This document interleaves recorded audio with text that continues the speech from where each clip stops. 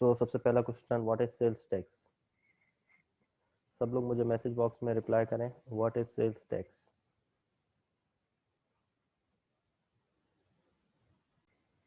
तो sales tax क्या है? Sales tax is an indirect tax levied by the federal government under the Sales Tax Act 1990 on the sale and supply of goods and on the imports of goods into Pakistan. Sales tax एक indirect tax है जो कि federal government levy करती है under the sales tax act 1990 on the sale and supply of goods and on the imports of goods into Pakistan. General sales tax rate जो है वो पाकिस्तान में 17% है। However eighth schedule to the sales tax act 1990 provides goods on which reduced rate of tax is applicable. Eighth schedule sales tax act का है जिसमें reduce rate के बारे में बताया गया है कि कुछ गुड्स हैं जिनके ऊपर जो रेट है सेल्स टैक्स का वो 17% से कम होगा। वो कौन कौन से हैं एट्थ स्केड्यूल में? आपको एग्जांपल्स इसके मिल जाएंगे, उसके मैंने कुछ लिखे हैं यहाँ पे। Flavoured milk, yoghurt, cheese, butter when sold in retail packing under a brand name. अगर ब्रांड नेम के अंदर रिटेल पैकिंग में सेल हो रहे हैं ये चीज़ें तो इनके लिए रेट ऑफ टैक्स क्या होगा? 10% होगा। अच्छा, कुछ प्रोडक्ट्स पे rate of tax is more than 17% as well. वो किसी स्केड्यूल में या सेल्स टैक्स एक्ट में नहीं लिखा गया, वो डिफरेंट एसआरओज के थ्रू एफबीआर के पास ये पावर है कि उनके ऊपर सेल्स टैक्स का रेट जो है वो 17% से इंक्रीज कर देती है। इनडायरेक्ट टैक्स क्या होता है? An indirect tax is a tax whose burden can be transfer from one person to another. जैसे कि sales tax is an indirect tax, therefore the burden of sales tax is also transfer along the supply chain and ultimately it is borne by the end consumer of goods. जो end consumer है, burden जो है वो उसके ऊपर आता है। We will see के अलोंग द सप्लाई चेन किस तरह से सेल्स टैक्स चार्ज होता है और किस तरह से ये ट्रांसफर होता है from one person to another.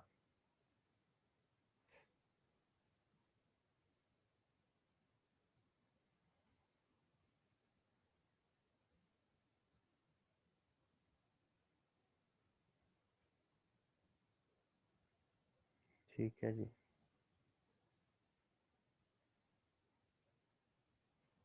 तो मैं इसको स्टॉप कर रहा हूँ। हम जा रहे हैं एक्सेल शीट के ऊपर।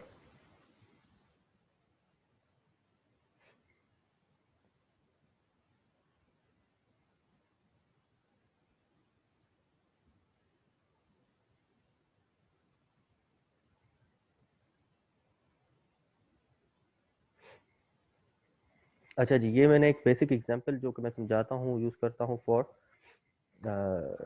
अंडरस्टैंडिंग के सेल्स टैक्स का मैकेनिज्म किस तरह वर्क करता है। It is based on value added tax system, जिसके अंदर अलॉन्ग द सप्लाई चेन हर वैल्यू एडिशन के ऊपर जो है वो आप 17% सेल्स टैक्स पे करते हो।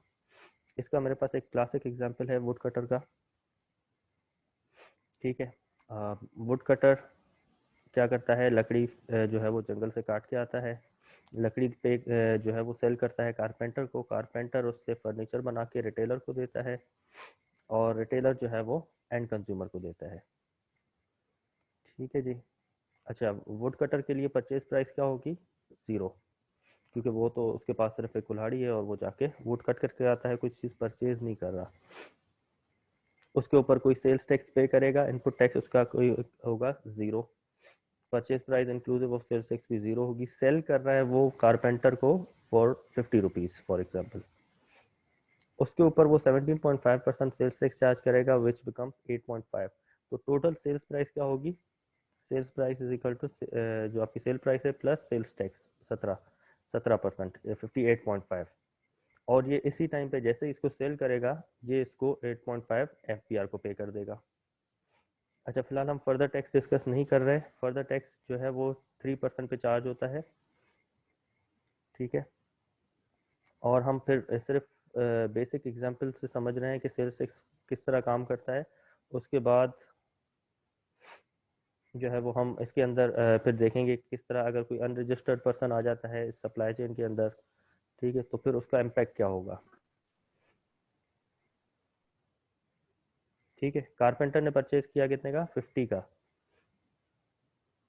उसके ऊपर उसने इनपुट टैक्स पे किया। अच्छा, इसका आउटपुट टैक्स होगा 8.5 वुड कटर का, और जो कारपेंटर है उसका इनपुट टैक्स होगा। जो अलोंग द सप्लाई चेन मुझसे पहले वाला पर्सन है उसका जो आउटपुट टैक्स होता है वो हमारा इनपुट टैक्स होगा, तो इसका इनपुट टैक्स होगा 8.5। ठीक है, तो इसके पास टोटल परचेज प्राइस बन गई 58.5। अच्छा, इसकी एंट्री क्या होगी, अकाउंटिंग एंट्री क्या होगी, कारपेंटर इसको किस तरह से रिकॉर्ड करेगा। ठीक है, कारपेंटर के एंड पे हम सेल ट्रांजेक्शन भी देखेंगे कि उसकी एंट्री वो किस तरह उसको रिकॉर्ड करेगा, और परचेज भी देखेंगे। तो पहले हम परचेज देखते हैं कि परचेज को वो किस तरह से रिकॉर्ड करेगा।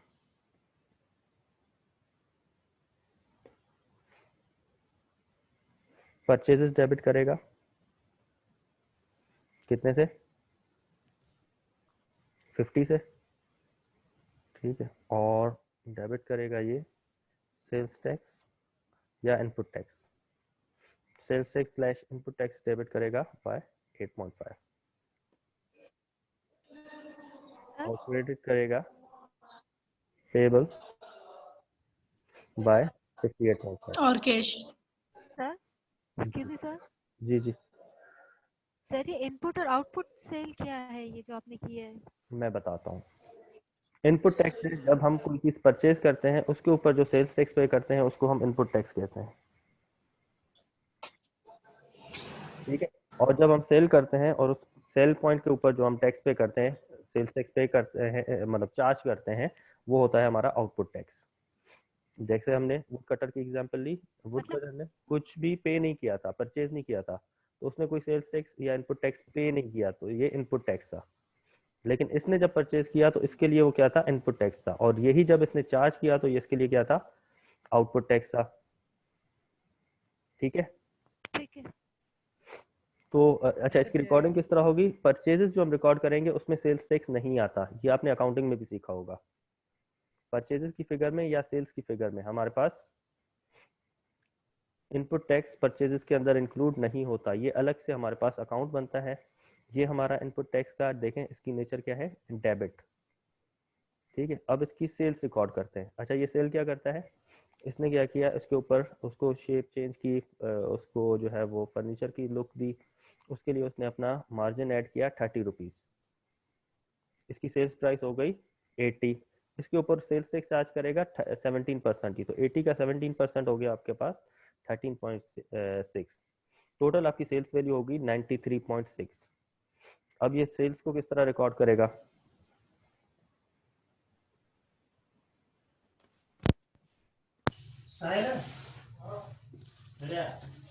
डेबिट हो जाएगा आपका रिसीवेबल या कैश या बैंक, जो भी आपने करना है।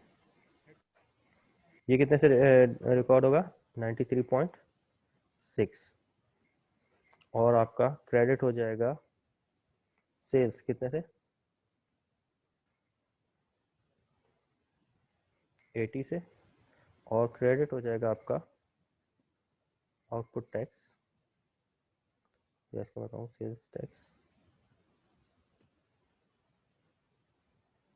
Slash output tax by 13.6 which is 17% of our sales value. ठीक है, जो हम पे करते हैं उसको हम कहते हैं इनपुट टैक्स, जो अपने सप्लाई चेन में अपने सप्लायर को पे करते हैं that is input tax, sir जी। जो अपने कस्टमर को चार्ज करते हैं दैट इज आउटपुट टैक्स।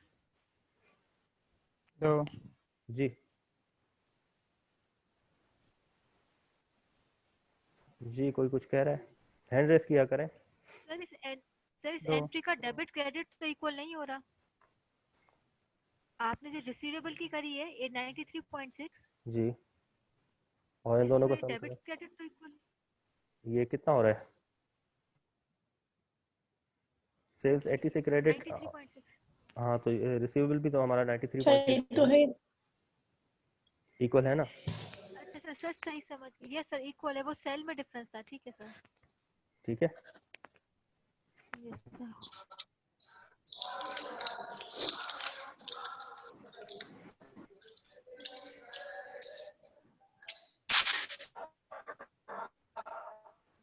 ठीक है बेटा।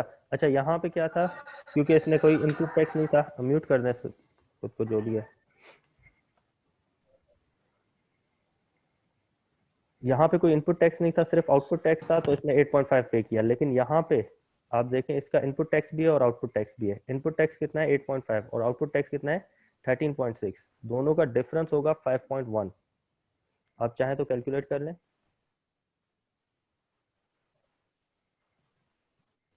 13.6 माइनस 8.5, 13.6 इसने अपने कस्टमर को चार्ज किया, इसका कस्टमर कौन है, रिटेलर है, और 8.5 इसने पे किया था वुड कटर को जो इसका सप्लायर था। तो जो डिफरेंस है 5.1, ये एफबीआर को पे करेगा। ठीक है,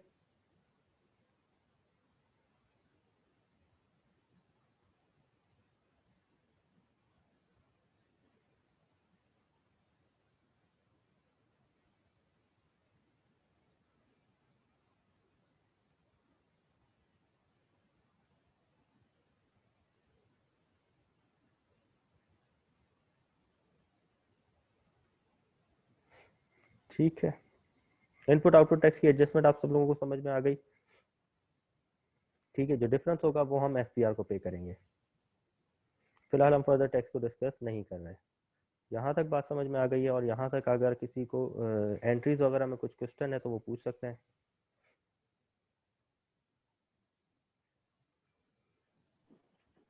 जी ताशविन। एक्चुअली सर जी जी सबका तो सर जी सर बेटा। ये इनपुट और आउटपुट टैक्स के अकाउंट अलग अलग बनेंगे या एक ही बनेगा? आप चाहें तो अलग क्योंकि अलग भी इनपुट बना टैक्स सकते हैं। हमारा जो जी, आप चाहें तो अलग अलग भी बना सकते हैं, इनपुट का अलग और आउटपुट का अलग, और अगर आप चाहें तो सेल्स टैक्स का एक अकाउंट बना लें।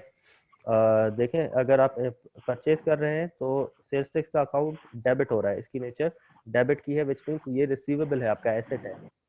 और यहाँ पे आप देखें तो सेल्स टैक्स या आउटपुट टैक्स जो यस है सर वो क्रेडिट हो रहा है, तो इसकी नेचर लायबिलिटी की है, यू आर लायबल टू पे दिस मच अमाउंट, और आप एडजस्ट कर सकते हो दिस मच अमाउंट 8.5।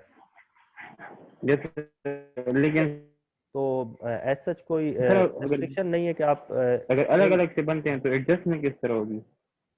एडजस्टमेंट किस तरह होगी, एक कॉन्ट्रा एंट्री से हो जाएगी।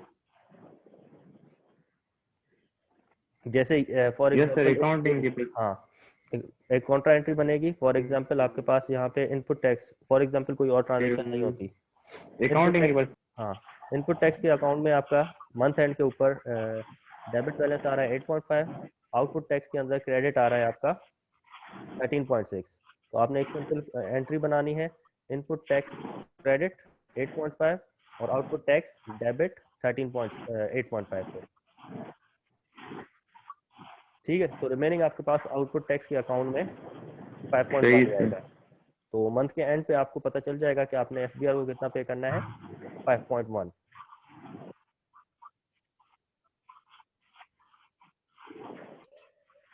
सर सही सही सर ट्रांसफर करेंगे। जी बोले।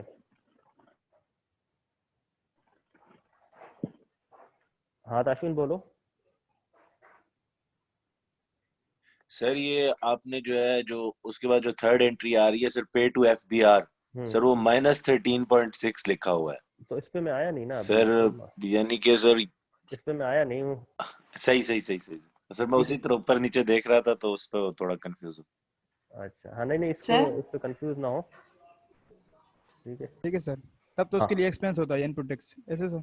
तो बेटा पहले बेसिक एग्जांपल समझ लो जिसमें सब लोग फाइलर हैं, रजिस्टर्ड पर्सन है, फिर हम एक केस करेंगे जिसमें ठीक है किसी सर, एक पर्सन को ठीक हम अनरजिस्टर करेंगे, और फिर उसके ऊपर फर्दर टैक्स, मैंने कहा था फर्दर टैक्स हम बाद में डिस्कस करेंगे, लेकिन ये बेसिक मैंने प्रोफार्मा बनाया हुआ है, तो उसको आप समझ लें ताकि आपका बेसिक कॉन्सेप्ट सही हो जाए। ठीक है, फिर उसके बाद वो कॉम्प्लिकेशंस हम ऐड करते जाएंगे, अभी तो मुझे ठीक है सर, ठीक ओके सर। इंपोर्ट्स वगैरह एक्सपोर्ट्स वगैरह भी ऐड करनी है इसके अंदर। ठीक है, तो बिल्कुल बेसिक कॉन्सेप्ट, सही है सही है। ठीक है, वो हम डिस्कस कर रहे हैं, अभी हम इसके ऊपर नहीं आए। ठीक है बेटा, तो यस सर, उसके एडवांस बाद लेवल पे चले गए थे हम जरा। हाँ, नहीं नहीं, आप आहिस्ता आहिस्ता रखें, हम जो है वो उस पर आते हैं बिल्कुल। अभी किसी को भी क्वेश्चन है तो आप लोग जो है ना हैंड रेस कीजिएगा, मैं आपको बताऊंगा, फिर आप जो है वो क्वेश्चन अपना पूछ लीजिएगा। मैसेज बॉक्स में जाके और उसको फॉलो अप करना मेरे लिए थोड़ा मुश्किल हो रहा है। ठीक है, तो मैसेज बॉक्स जो है वो मैं ब्रेक में देख लूंगा। आप फिलहाल अगर कोई फॉरन क्वेश्चन हो तो हैंड रेस कर लीजिएगा। अच्छा, अब हम आगे बढ़ते हैं, क्योंकि हमने जैसे बताया था कि हम जो परचेज रिकॉर्ड करते हैं उसके अंदर सेल्स टैक्स इंक्लूडेड नहीं होता, और जब हम सेल रिकॉर्ड करते हैं तो उसके अंदर भी हमारा सेल्स टैक्स की अमाउंट नहीं होती, हम नेट अमाउंट पे, जिसको हम नेट अमाउंट कहते हैं, नेट पे अपनी सेल्स और परचेजेस रिकॉर्ड करते हैं। ठीक है, तो रिटेलर ने कितने का परचेज किया, जितने का कारपेंटर ने उसको सेल किया 80 का, 80 का इसने परचेज किया, इसकी सेल किया कारपेंटर ने, और इसकी रिटेलर की परचेज प्राइस जो है वो 80 है। फिलहाल हम एक्सपोर्टर वगैरह भी निकाल लेते हैं। ठीक हो गया जी। अच्छा, इसने कितना इनपुट टैक्स पे किया? 13.6। तो इसके पास टोटल परचेज प्राइस हो गई 93.6। तो यहाँ पे सिंपली चेंज क्या हो जाएगा, ये 80 हो जाएगा और ये आपका 13.6 हो जाएगा और ये आपके पास टोटल इसकी परचेज जो है वो 93.6 हो जाएगी। ठीक है, सेल्स किस तरह इसकी रिकॉर्ड होगी? अच्छा, अब इसने क्या किया, 100 रुपीज़ का सेल किया, इसकी सेल प्राइस थी 100, इसने उसके ऊपर सेल्स टैक्स चार्ज किया कितना, 17 रुपये। टोटल इसकी जो है वो सेल प्राइस हो गई 117 रुपये। ठीक है, तो एफबीआर को ये कितना पे करेगा, 17 रुपये इसने चार्ज किया और 13.6 इसने पे किया था, तो डिफरेंस जो है वो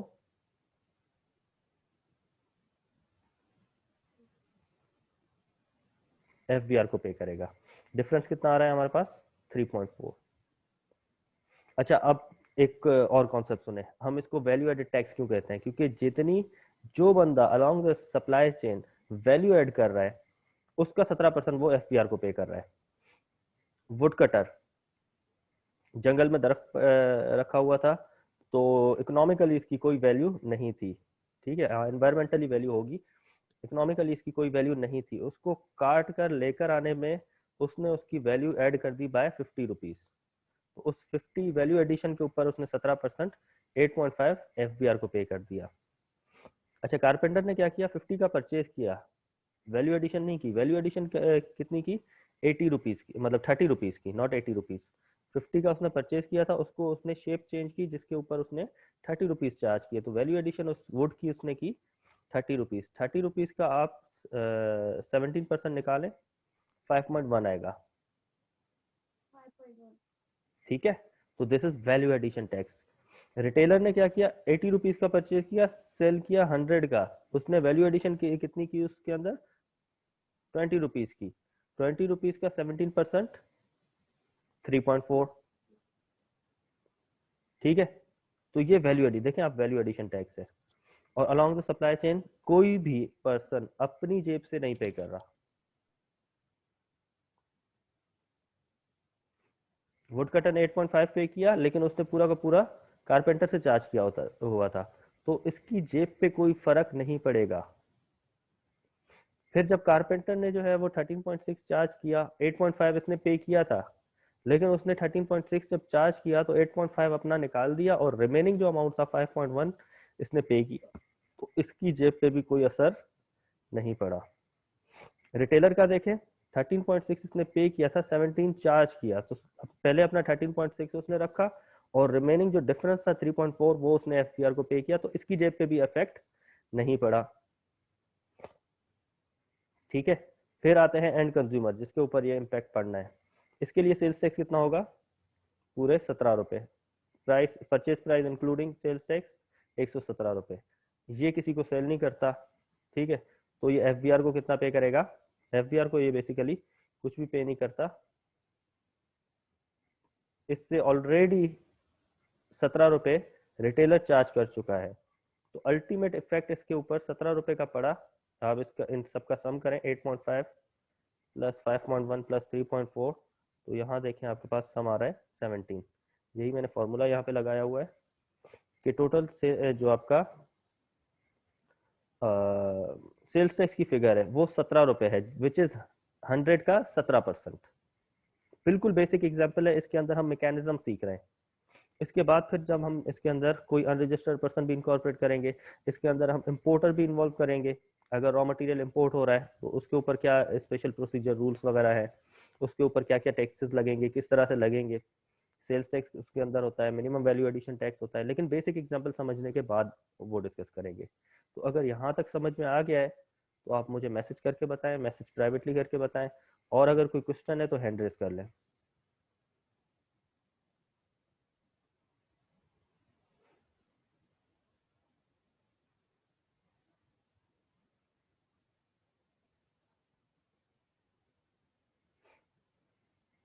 ठीक है जी, फरहाना।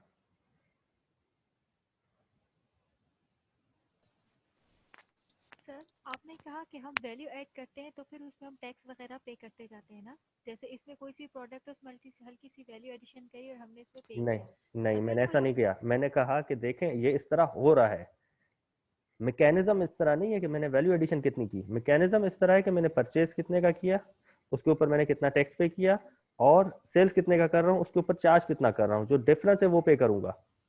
हम अपनी वैल्यू एडिशन कैलकुलेट नहीं करते, लेकिन समझाने के लिए, जस्ट फॉर कॉन्सेप्ट, कि इसको हम वैल्यू एडेड टैक्स क्यों कह रहे हैं, मैकेनिज्म इसका वो होगा इनपुट आउटपुट एडजस्टमेंट का, वो करेंगे तो ऑटोमेटिकली वैल्यू एडिशन टैक्स हो रहा है।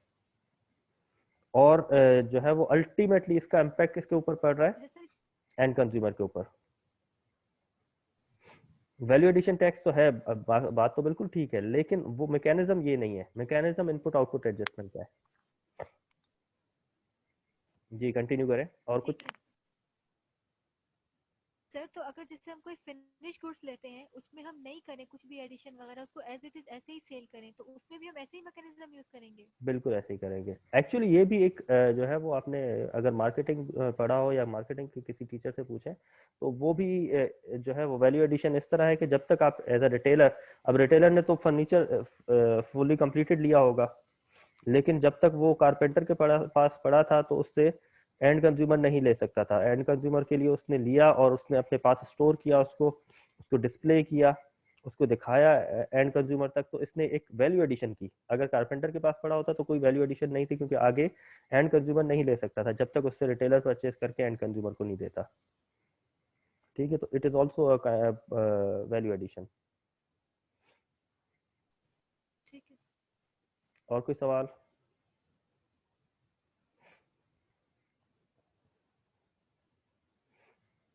यूसुफ वली पूछ रहे हैं कि क्या ये पॉसिबल है कि इनपुट टैक्स और आउटपुट टैक्स का अमाउंट इक्वल हो? रेयर है, हो सकता है, क्यों नहीं हो सकता, बिल्कुल हो सकता है, पॉसिबिलिटी है।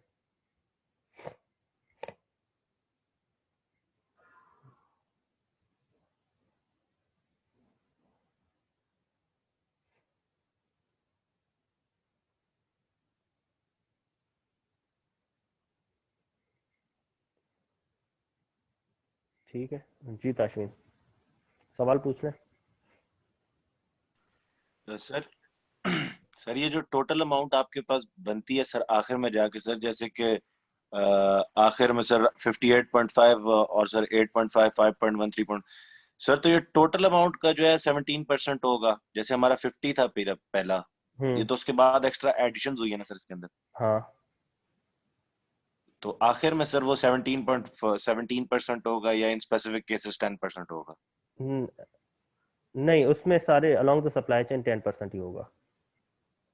सर अलोंग सप्लाई चेन यानी हर एक का 10% लगेगा? आप उसकी बात कर रहे हो 8 स्केजुअल आइटम्स की? सर उसी तरह का सर भी, एक तो 10% वाला हम लोगों ने पढ़ा ना सर, और एक 17% वाला। हाँ। सर मैं कह रहा हूँ कि अगर जैसे मिसाल के तौर पे सर एक 17% वाला है, हम्म तो उसका सर हम लोग जब एंड एंड कंज्यूमर तक पहुंचते पहुंचते सर जो उसकी एक्स्ट्रा वैल्यू होगी हम्म सर, जो यानी सेल्स टैक्स जैसे हम कहेंगे सर, वो टोटल 17% होगा ना? हाँ, वो 17% होगा। जनरल रेट है तो 17% होगा, रिड्यूस रेट है तो वो 10% होगा। सही सही सही सर, ये अलोंग द लाइन पर एडिशंस होती रहेंगी और एंड पे से 17% पे पहुंचा देंगे। हाँ, लेकिन देखें सही इसके अंदर सर। जैसे मैंने जो एग्जांपल दी है, योगर्ट है, वो अगर आप रिटेल पैकिंग में लेते हैं तो उसके ऊपर 17% है, लेकिन अगर आप रिटेल पैकिंग में नहीं लेते तो जब योगर्ट जो है वो पहले मिल्क की फॉर्म में था, उस वक्त वो जो है उसके ऊपर 10% नहीं लगेगा।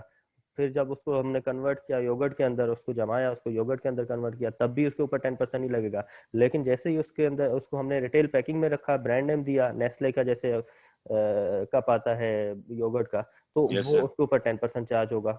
लेकिन उससे पहले ये उस फॉर्म में नहीं था। हो सकता है वो एंड कंज्यूमर को सेल हो जाए, हो सकता है वो नेस्ले को सेल हो जाए। ठीक है, तो नेस्ले के पास जब सही सेल सर। होगा तो तब तक वो 17% ही रहेगा, लेकिन जब नेस्ले अपने एंड कंज्यूमर को देगा तो वो उसके ऊपर 10% चार्ज करेगा। इनपुट टैक्स वो 17% के हिसाब से ही क्लेम कर रहा होगा। सही सर। सही सर। सही सर। ठीक है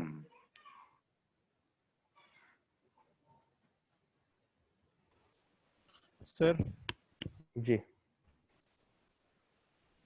सर आपने कहा कि इनपुट इनपुट टैक्स और आउटपुट टैक्स बराबर हो सकते हैं, वो कैसे? पॉसिबिलिटी है उसके लिए कि इसको लॉस पे सेल करना पड़े।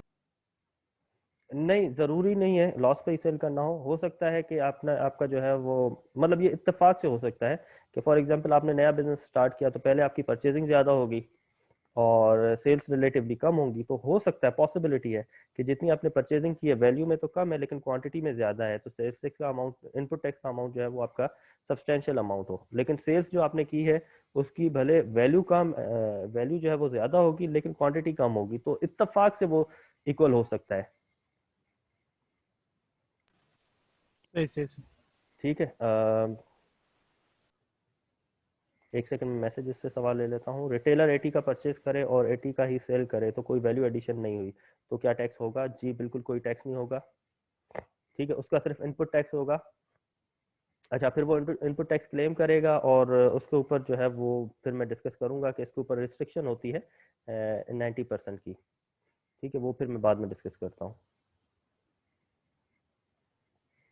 सेल्स टैक्स तो वो चार्ज कर रहा होगा 80 के ऊपर, फॉर एग्जांपल उसने 80 रुपीज़ पे कितना था हमारा 13.6 का इनपुट टैक्स और 80 का ही उसने सेल किया तो सेल आउटपुट टैक्स भी उसका 13.6 ही होगा। तो अगेन ये भी एक एग्जांपल है कि जब आपने कोई मार्जिन नहीं रखा तो इनपुट और आउटपुट टैक्स जो है वो आपका सेम ही होगा, लेकिन ऐसा प्रैक्टिकली होता नहीं है। Sir tax direct and consumer की क्यों नहीं लगाते या सप्लाई चेन के थ्रू लगाने में क्या फ़ायदा है एफपीआर का? हाँ, तो ये बहुत अच्छा क्वेश्चन किया आप लोगों ने, उमर ने। डायरेक्टली एंड कंज्यूमर से क्यों नहीं चार्ज करते और अलोंग द सप्लाई चेन पे लगाने का क्या फ़ायदा है? इसका एक तो फ़ायदा ये है कि अब फॉर एग्जांपल ये जो साइकिल स्टार्ट हुई है ये हुई है फॉर एग्जांपल 1 जनवरी को, वुड कटर ने स्टार्ट किया 1 जनवरी को, तो जनवरी के मंथ के एंड पे वो क्या करेगा, अपना सेल्स टैक्स रिटर्न फाइल करेगा और फॉरन 8.5, सपोज जनवरी के मंथ में इसने सेल किया 8.5 इसको पे कर देगा। कारपेंटर को भी कुछ टाइम लगेगा उसको शेप देने के लिए, फॉर एग्जांपल उसको 1 महीना 1.5 महीना लग जाता है उसको शेप देने में, तो वो जो है उसको शेप दे रहा होगा। उस टाइम पीरियड के दौरान ऑलरेडी एफबीआर जो है वो 8.5 कलेक्ट कर चुका है। फिर 1.5 महीने के बाद जब वो उसको फर्नीचर की शेप देगा और रिटेलर को सेल करेगा 1.5 महीने के बाद, तो फौरन उस एफबीआर को 5.1 मिल गए। ठीक है, फिर नेक्स्ट स्टेप पे रिटेलर जो है वो फॉर एग्जांपल ज़रूरी थोड़ी है जिस दिन उसने बाय किया उसी दिन सेल हो गया हो, फिर उसके अंदर 10 दिन 15 दिन, एक हफ्ता, 1 महीना, 2 महीने, 6 महीने भी रख सकते हैं। उसके बाद इसको एफबीआर को 3.4 मिलते हैं। तो अगर ये वेट करता, ये आखिर जो है वो सेल आती है मई के अंदर, तो एफबीआर को मई में 17 रुपीज़ मिलेंगे। अब क्या हुआ, अलॉन्ग द सप्लाई चेन ये जनवरी में मिल गए, ये सपोज मार्च में मिल गए, ये बाकी रिमेनिंग 3.4 मई में मिल गए, तो एक कैश फ्लो का प्रॉब्लम एलिमेंट आ जाता है इसके अंदर। ठीक है, किसी ने हैंड रेस किया था।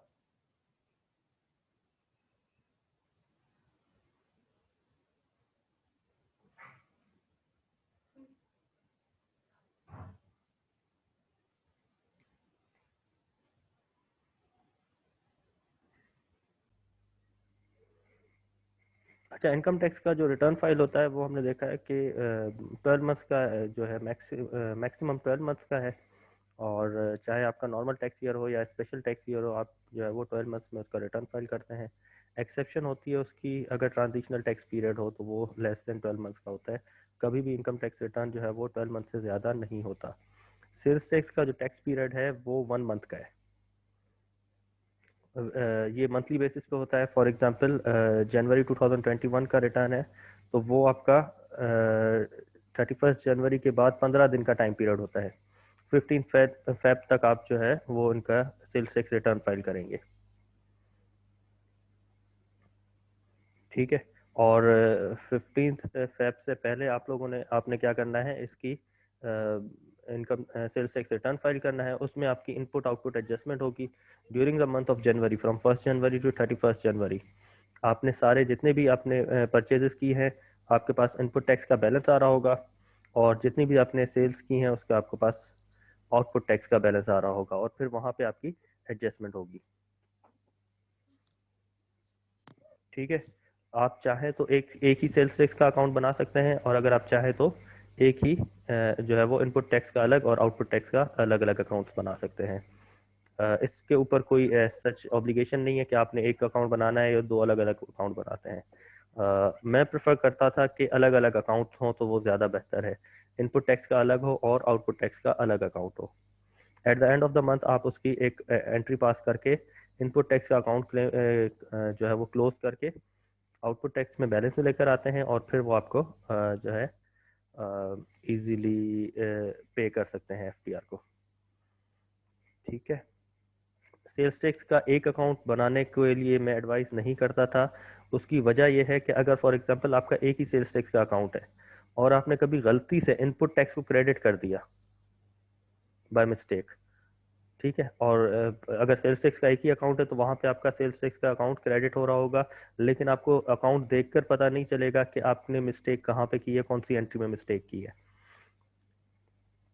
और सेम वे आउटपुट टैक्स का जो है वो क्रेडिट बैलेंस आ रहा होगा, और अगर आपका सेल्स टैक्स का एक ही अकाउंट है तो गलती से अगर आपने एक कहीं पे उसको डेबिट कर दिया है तो उसकी वजह से आपको कभी भी जो है वो आइडेंटिफाई करने में बड़ी मुश्किल होगी।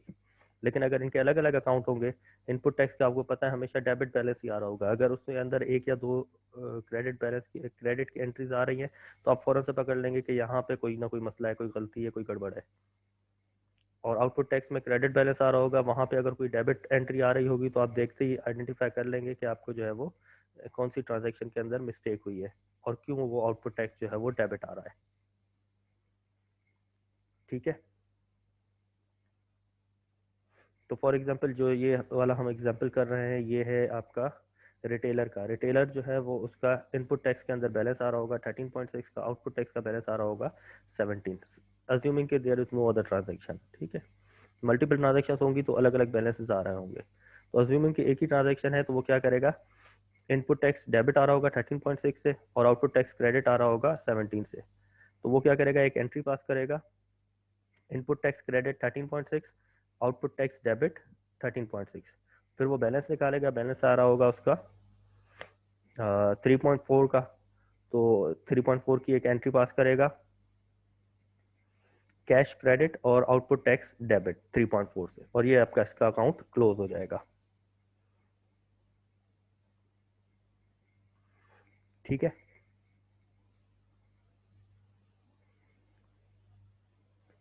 अच्छा, इसका क्या कैरी फॉरवर्ड होता है?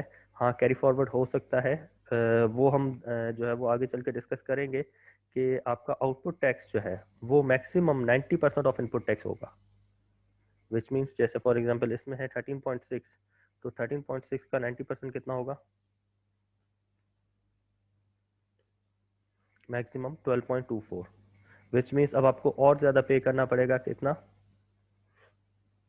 1.36 is equal to this amount minus this amount. इतना आपको एक्सेस पे करना पड़ेगा। हाउएवर आपका ऑलरेडी जो है वो फॉर एग्जांपल आउटपुट टैक्स ज़्यादा आ रहा है, तो आपका कैरी फॉरवर्ड जितना भी अमाउंट होगा उसमें 1.36 ऐड हो जाएगा। ये मैं आपको डिटेल में डिस्कस करूंगा, ये आगे का टॉपिक है। फिलहाल हम बेसिक कॉन्सेप्ट डिस्कस कर रहे हैं। यहाँ तक अगर किसी का कोई क्वेश्चन है तो आप पूछ लें, अदरवाइज फिर हम इसमें से किसी एक पर्सन को अनरजिस्टर्ड करेंगे और फिर हम देखेंगे कि फर्दर टैक्स की एप्लीकेशन किस तरह होती है। अनरजिस्टर्ड पर्सन है तो फिर उसको क्या लॉस होगा। ठीक है, अगर कोई क्वेश्चन है तो हैंड रेस कर लें, क्वेश्चन नहीं है तो फिर हम अनरजिस्टर्ड पर्सन किसी को करेंगे।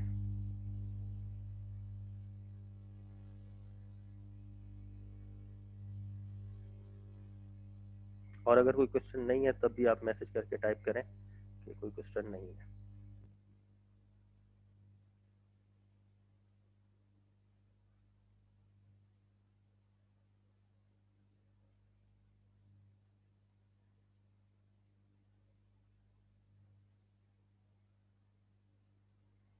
राशिद, रिस्ट्रिक्शन को मैं डिटेल में डिस्कस करूंगा, ये सिर्फ आपको फिलहाल ओवरव्यू बताया है।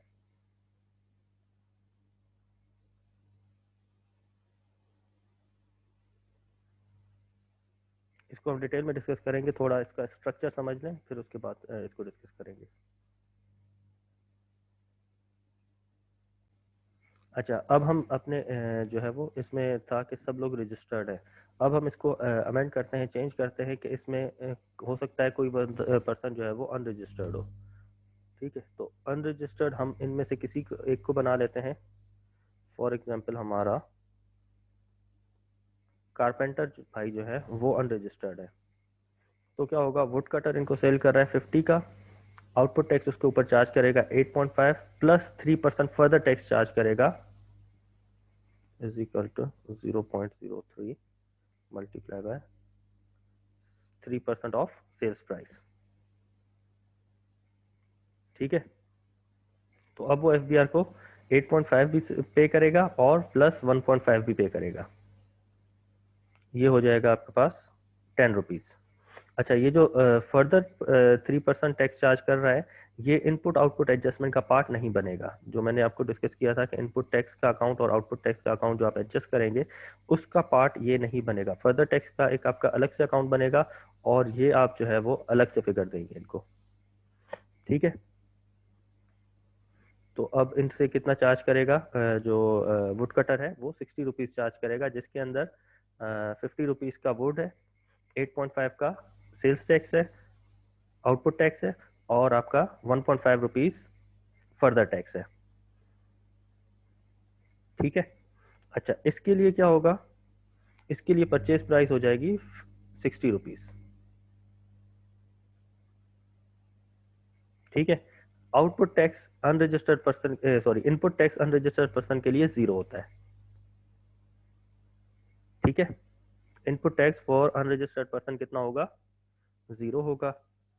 अब इसकी purchase price including sales tax कितनी हो गई, 60 हो गई। पहले कितनी थी, 50 रुपीज़। तो सेल्स प्राइस तो इसकी सपोज 80 ही रहेगी, तो अब इसका प्रॉफिट मार्जिन जो है वो कम हो जाएगा। कितना हो जाएगा, 20 रुपीज़ रादर देन 30 रुपीज़। पहले जब ये रजिस्टर्ड था तो इसका प्रॉफिट मार्जिन था 30 रुपीज़, अब इसका प्रॉफिट मार्जिन ड्रॉप होके 20 रुपीज़ हो गया है। और ये आउटपुट टैक्स भी चार्ज नहीं करेगा। Unregistered person can not charge output tax. ठीक है, आउटपुट टैक्स इसका 0 हो जाएगा, इनपुट टैक्स भी इसका 0 है। ठीक है, और ये अनरजिस्टर्ड पर्सन है तो इसका एफबीआर से भी कोई वास्ता ताल्लुक नहीं है। ठीक है, तो ये एफबीआर को भी कुछ पे नहीं करेगा, ना ही ये सेल्स टैक्स रिटर्न फाइल कर रहा होगा, फर्दर टैक्स वगैरह ये चार्ज नहीं कर सकता। ठीक है, अब आते हैं रिटेलर के ऊपर। रिटेलर को की परचेज प्राइस जो इसकी होगी, रिटेलर की जो परचेज प्राइस होगी, इसकी सेल्स प्राइस 80 रुपीज़ होगी और रिटेलर का इनपुट टैक्स हो जाएगा 0, क्योंकि वो अनरजिस्टर्ड से चार्ज जो है वो ले रहा है। तो सर जी, अगर इनको इसमें फ़ायदे हैं, मतलब कि जैसे आपने बताया कि अगर वो रजिस्टर्ड नहीं है तो उसे टैक्स ये पे नहीं करना होगा इनपुट वगैरह, तो फिर लोग क्यों खुद को रजिस्टर? लोग इस अपने आप को इसलिए रजिस्टर करवाएंगे क्योंकि अगर इसको इनपुट टैक्स नहीं है तो इसका फ़ायदा नहीं है, नुकसान है। जो इसके इनपुट टैक्स ये चार्ज कर रहा था, इसका जो सप्लायर है, इसका सप्लायर इसको आउटपुट टैक्स चार्ज कर रहा था 8.5 प्लस 1.5, ये भी इसने चार्ज किया, तो ये इसकी कॉस्ट का पार्ट बन जाएगा। तो इसकी कॉस्ट बढ़ जाएगी, इसकी कॉस्ट बढ़ेगी। मार्केट में अगर आपके पास मल्टीपल कारपेंटर्स हैं तो इसकी कॉस्ट बढ़ गई तो इसका प्रॉफिट मार्जिन कम हो गया, तो इसको फायदा नहीं है, इसको नुकसान हो गया। पहले 30 रुपीज कमा रहा था इस ट्रांजेक्शन के ऊपर, अब ये 20 रुपीज कमा रहा है। ठीक है, अच्छा सही, जी सर। तो ये इसके पास हो गया इनपुट 0 आउटपुट 0। अगर ये अपनी प्राइस में ऐड करता है, ठीक है, सपोज अनऑफिशियली ये अगर अपनी सेल्स प्राइस बढ़ाता है 80 रुपीज से 90 रुपीज कर रहा है, क्योंकि इसने 10% से जो है वो टैक्स पे किया है वुड कटर को, अपने सप्लायर को। तो अगर ये 80 रुपीज से 90 रुपीज चार्ज कर रहा है, तो अगर दूसरा कारपेंटर है जिससे रिटेलर परचेज कर रहा है वो रजिस्टर्ड होगा, तो वो उससे उसकी कॉस्ट उसको वो 80 रुपीज में पे कर रहा होगा, ये उसको 90 रुपीज में पे करेगा। तो रिटेलर किससे लेगा, रजिस्टर्ड पर्सन से ही लेगा। सही। ठीक है, तो अब इसने अनरजिस्टर्ड पर्सन से लिया तो इसके लिए इनपुट टैक्स हो गया 0। 80 रुपीज का इसने परचेज किया था, 100 रुपीज का इसने सेल किया, तो 100 पे नॉर्मल वे में ये 17% सेल्स टैक्स चार्ज करेगा, तो टोटल प्राइस हो गई 117 रुपए। ठीक है, सर, यस सर। तो ये कितना एफबीआर को पे करेगा, क्योंकि इसका इनपुट टैक्स नहीं है तो पूरा का पूरा 17 रुपए ये एफबीआर को पे कर देगा। तो अब देखें, मतलब सर इसमें जो सेलर है वो लॉस में जाएगा। सेलर भी लॉस में जाएगा और बायर भी लॉस में जाएगा। बायर कैसे? सॉरी, हाँ ये है ना, इसका बायर कौन है? ये वैसे तो ये डिफरेंस पे कर रहा था ना 3.4। प्रीवियस एग्जांपल में आप देखें तो ये जो है वो डिफरेंस पे कर रहा था, अब ये पूरा 17 रुपए पे कर रहा होगा। और अब आप देखें इस केस में जब वो उसको अपने एंड कंज्यूमर को, अज्यूमिंग कि वो प्राइस कॉम्पिटिटिव है, वो उसको चार्ज नहीं कर सकता, वो इंक्रीज नहीं कर सकता प्राइस, सेम प्राइस पे ही उसको सेल करना है, तो 117 रुपए का वो सेल करेगा। एंड कंज्यूमर के लिए ये 117 रुपए का ही होगा। सर रिटेलर तो जितना चार्ज करा उतना ही पे कर रहा है ना, उसको तो कोई नुकसान नहीं है ना? नहीं, पहले देखे ना आप, वो कितना पे कर रहा था, चार्ज कर रहा था 17 और ऑलरेडी वो पे कर चुका था। नहीं नहीं सर, हम ये कह रहे हैं कि जो रिटेलर है उसने जो है वो परचेज किया 80 में, ठीक है सर, उसके पास ना फिर इनपुट जो टैक्स है ना वो बिल्कुल भी नहीं है। उसने अगर इतने में लिया है तो जीरो, यहाँ मतलब 80 रुपीज में अगर वो परचेज कर रहा है इनपुट टैक्स उसकी जीरो है, फिर आगे वो सेल कर रहा है 100 में, तो 20 का उसे प्रॉफिट मिला। जो अब जिसने अब उससे परचेज किया है ना, वो मीन्स सेलर जो है ना, अब वो 17 की टैक्स पे कर रहा है ना। हाँ, नहीं सेलर नहीं पे कर रहा, एंड कंज्यूमर पे कर रहा है 17 रुपए टैक्स। तो अब देखें इसका एंड रिजल्ट क्या हुआ, एफबीआर को कितना मिला? 17 27 और टोटल 27 पूरी ट्रांजैक्शन में इसको 27 मिला, 17 रुपए ये और 10 रुपए ये। जी सर। ठीक है, तो अलोंग द सप्लाई चेन एक भी पर्सन अगर अनरजिस्टर्ड आ जाए तो उसकी वजह से एफबीआर की कलेक्शन जो है वो इंक्रीज हो जाती है। अब सर ये पूरा 27 जो एंड कंज्यूमर ने पे किया है? हमारे एग्जाम्पल में तो एंड कंज्यूमर ने 17 रुपए पे किया, क्योंकि इसके ऊपर कोई इफेक्ट हमने नहीं डाला। लेकिन एक्चुअली क्या होता है, ये जो पर्सन है अनरजिस्टर्ड पर्सन, ये अनऑफिशियली अपनी प्राइस बढ़ा देता है, अज्यूमिंग के वो फ्री है टू इंक्रीज हिज प्राइस। ठीक है, तो उस केस में क्या होता है कि अनऑफिशियली फिर ये एंड कंज्यूमर के ऊपर चार्ज हो जाता है। लेकिन हम एग्जांपल वो दे रहे हैं जिसके अंदर ये अपनी सेल्स प्राइस इंक्रीज नहीं कर पा रहा। ठीक है, तो इसको सर अपने प्रॉफिट मार्जिन के ऊपर कॉम्प्रोमाइज करना पड़ेगा। एंड कंज्यूमर को 17 रुपए ही पे करना पड़ेगा, लेकिन एफबीआर को जो है वो टोटल कलेक्शन कितनी हो गई, 27 रुपीज की। तो हम ये कह सकते हैं कि जो 17 रुपीज है वो एंड कंज्यूमर पे कर रहा है और ऊपर से जो 10 है वो अनरजिस्टर्ड कारपेंटर पे कर रहा है। यस, बिल्कुल ऐसा ही है। लेकिन अगर वो प्राइस इंक्रीज नहीं कर पा रहा तो, लेकिन पाकिस्तान में आप देखें there is no price control, और अगर वो प्राइस इंक्रीज कर देता है एंड कंज्यूमर को इस चीज़ का पता नहीं है, या रिटेलर इस चीज़ को कंपेयर नहीं कर रहा कि मैं रजिस्टर्ड से परचेज करूं या अनरजिस्टर्ड से परचेज करूं, तो उसकी वजह से क्या फ़र्क पड़ेगा उसकी जो है वो प्राइस के ऊपर, तो फिर जो है वो बर्डन ट्रांसफ़र हो जाएगा एंड कंज्यूमर के ऊपर। क्योंकि अगर ये 10 रुपये जो इसने पे किया है, अगर ये अनयूजुअली इसमें ऐड कर दे, 80 की जगह 90 का सेल करे,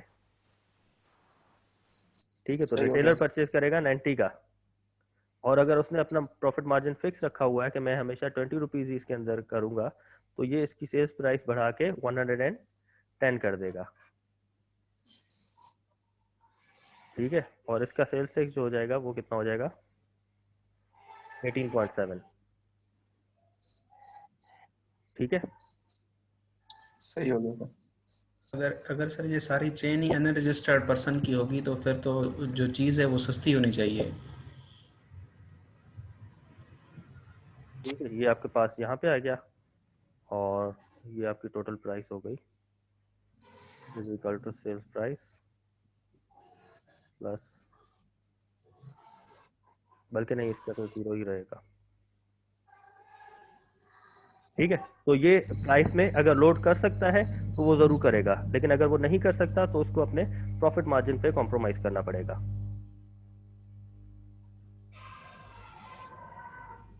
ठीक है, निमिरता म्यूट कर दें अपने आप को।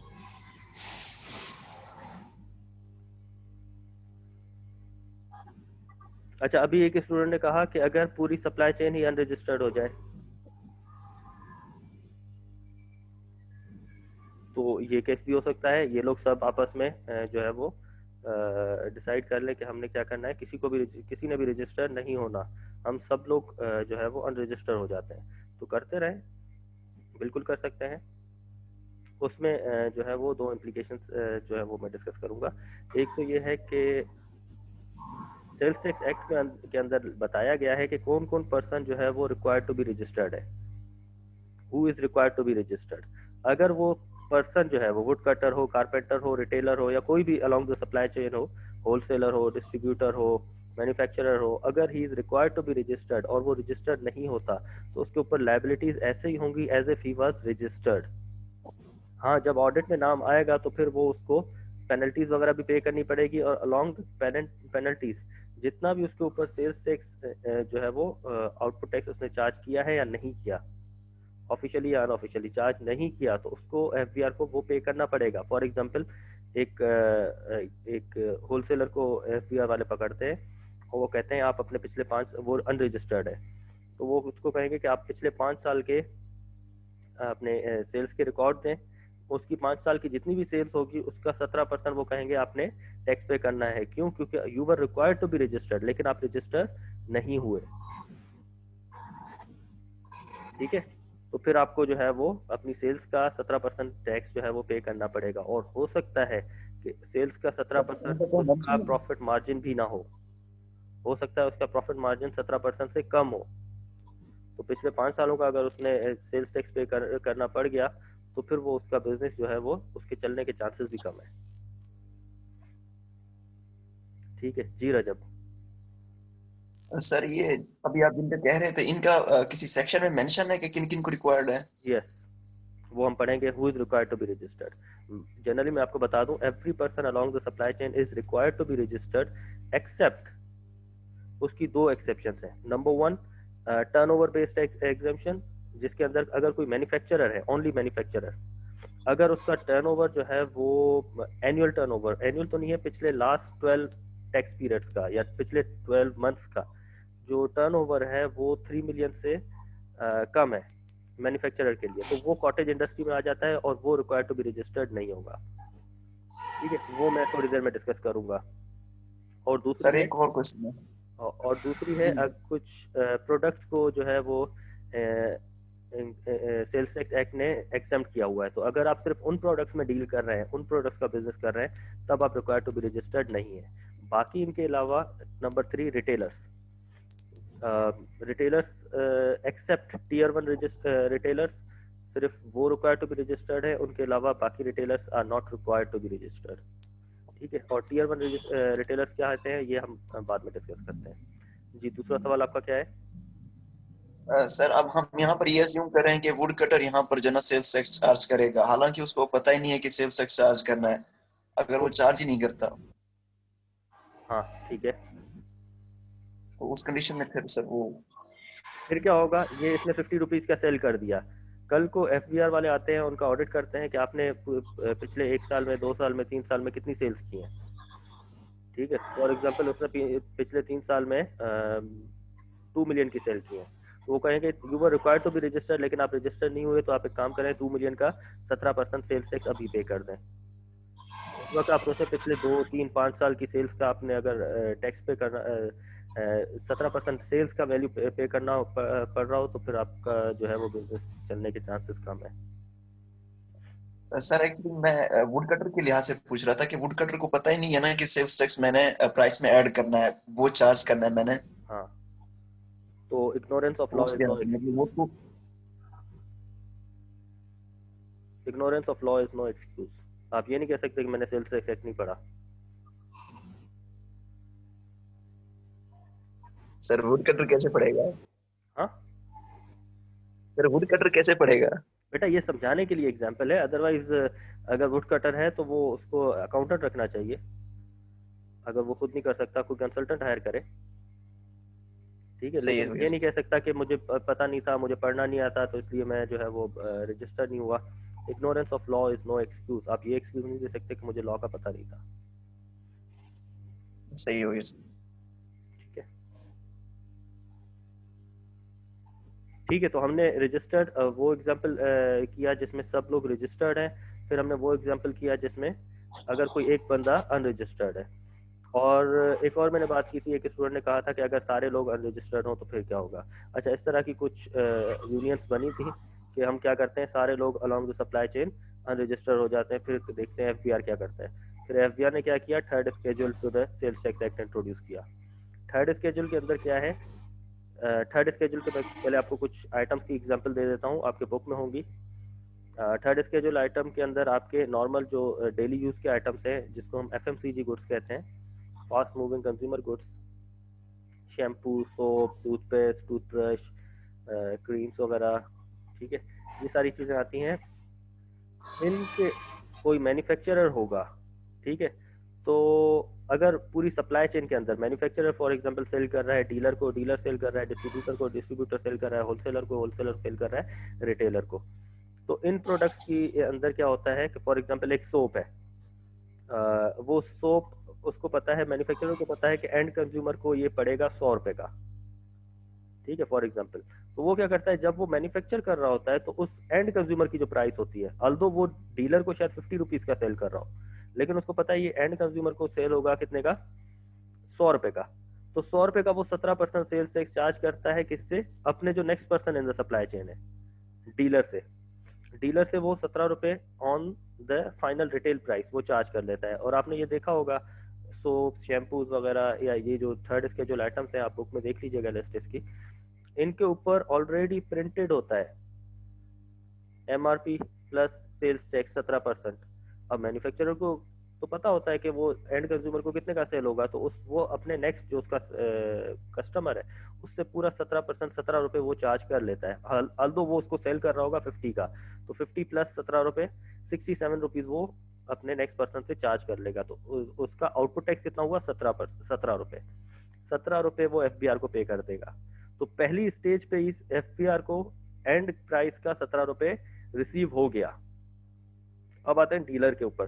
डीलर ने इनपुट टैक्स पे किया, डीलर भले अनरजिस्टर्ड हो, dealer is not required to be registered, और इन केस में थर्ड स्केड्यूल के अंदर आपको फर्दर टैक्स चार्ज करने की भी जरूरत नहीं है, अलाउड है कि आप उसको फर्दर टैक्स चार्ज नहीं करें थर्ड स्केड्यूल आइटम्स पे। तो डीलर ने परचेज किया 50 रुपीज का, इनपुट टैक्स उसने पे किया कितना, 17 रुपए, आउटपुट टैक्स कितना चार्ज करेगा, 17 रुपए ही चार्ज करेगा, जितना उसने पे किया है वही चार्ज करेगा। तो फॉर एग्जांपल वो सेल कर रहा है 60 रुपीज का, तो 60 रुपीज का सेल कर रहा है, 60 प्लस 17 रुपए 77 रुपीज वो फॉर एग्जांपल डीलर जो है वो डिस्ट्रीब्यूटर को सेल कर रहा होगा, डिस्ट्रीब्यूटर ने 70 का लिया, वो आगे सेल कर रहा है होलसेलर को 75 रुपीज का, 75 प्लस 17 रुपए सेल्स टैक्स। तो इसके रजिस्टर होने या अनरजिस्टर होने से कोई फर्क नहीं पड़ेगा, एफबीआर को पूरा एंड प्राइस का 17% पहली स्टेज पे ही रिसीव हो चुका है, ठीक है। तो ये लोग अगर पूरे सारी सप्लाई चेन में अगर अनरजिस्टर्ड होते हैं तो इससे एफबीआर को कोई फर्क नहीं पड़ेगा, ठीक है। In fact they are not even required to be registered, इनके ऊपर रजिस्ट्रेशन की रिक्वायरमेंट भी नहीं है, अनलेस कोई ऐसे आइटम में भी डील करें जो कि थर्ड स्केड्यूल के अलावा हो, जो कि टैक्सेबल हो, ठीक है। तो यहां तक अगर कोई सवाल है तो पूछ लें हैंड रेज करके।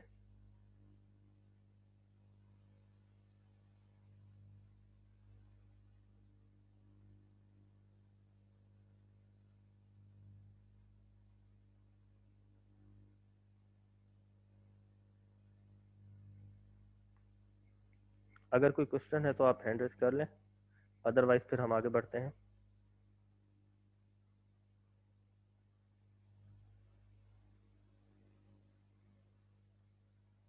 अच्छा जी, उसके बाद हम आते हैं सप्लाईज के ऊपर। सप्लाईज क्या है, जो आप सेल्स करते हैं। अच्छा, मैंने इंट्रोडक्शन में आपको बताया था sales tax is charge on sales और supplies of goods and goods imported into Pakistan. तो इंपोर्ट्स के ऊपर हम बाद में डिस्कस करते हैं, पहले हम सप्लाईज को या जो लोकल हम सेल्स करते हैं उसको डिस्कस कर लेते हैं। तो सप्लाईज की जो है वो दो कैटेगरीज हैं, एक टैक्सेबल सप्लाईज, दूसरा एग्जाम सप्लाईज। टैक्सेबल सप्लाईज क्या है, जिनके ऊपर सेल्स टैक्स चार्ज होगा, they are within the scope of sales tax, और exempt supplies they are outside the scope of sales tax, ठीक है। अच्छा, टैक्सेबल सप्लाईज के लिए क्या है, इनकी अप्रोच मैंने आपको फेडरल गवर्नमेंट की आपको पहले भी बताई थी इनकम टैक्स के अंदर कि इनकी अप्रोच के हिसाब से हर चीज टैक्सेबल है, हर इनकम टैक्सेबल होती है, हर गुड आपका जो है वो टैक्सेबल होता है। और अगर कोई चीज एग्जाम्प्ट करनी है तो वो स्पेसिफाई कर देंगे कि सिर्फ ये चीजें आपकी एग्जाम्प्ट हैं। इसके अलावा और ये आपके होता है 6 स्केड्यूल के अंदर, सेल्स टैक्स एक्ट के बाद उसके स्केड्यूल स्टार्ट होते हैं, उसके अंदर 6 स्केड्यूल है जिसके अंदर वो बता रहा होता है कि ये गुड्स जो है वो आपकी एग्जाम्प्ट है, they are outside the scope of sales tax. इसके अंदर रजिस्ट्रेशन रिक्वायर्ड नहीं है। अगर कोई बंदा सिर्फ एग्जाम्प्ट सप्लाईज के अंदर डील कर रहा है, कोई एग्जाम्प्ट सप्लाईज का ही बिजनेस कर रहा है, उसका जो बिजनेस है उसके अंदर सिर्फ एग्जाम्प्ट सप्लाईज आ रही है, तो उसको रजिस्ट्रेशन करने की भी जरूरत नहीं है। अब आते हैं टैक्सेबल सप्लाईज के ऊपर। टैक्सेबल सप्लाईज 3 किस्म की होती हैं, एक स्टैंडर्ड रेटेड, दूसरी रिड्यूस रेटेड और तीसरा जो है वो आपका जीरो रेटेड। टैक्सेबल सप्लाईज के 3 जो है वो बेसिक क्लासिफिकेशंस हैं। स्टैंडर्ड रेटेड क्या है, जो कि आपकी बाय डिफॉल्ट हर चीज every good is taxable at 17%। ठीक है, इसके लिए कोई आइटम्स को इसको लिस्ट करने की जरूरत नहीं है।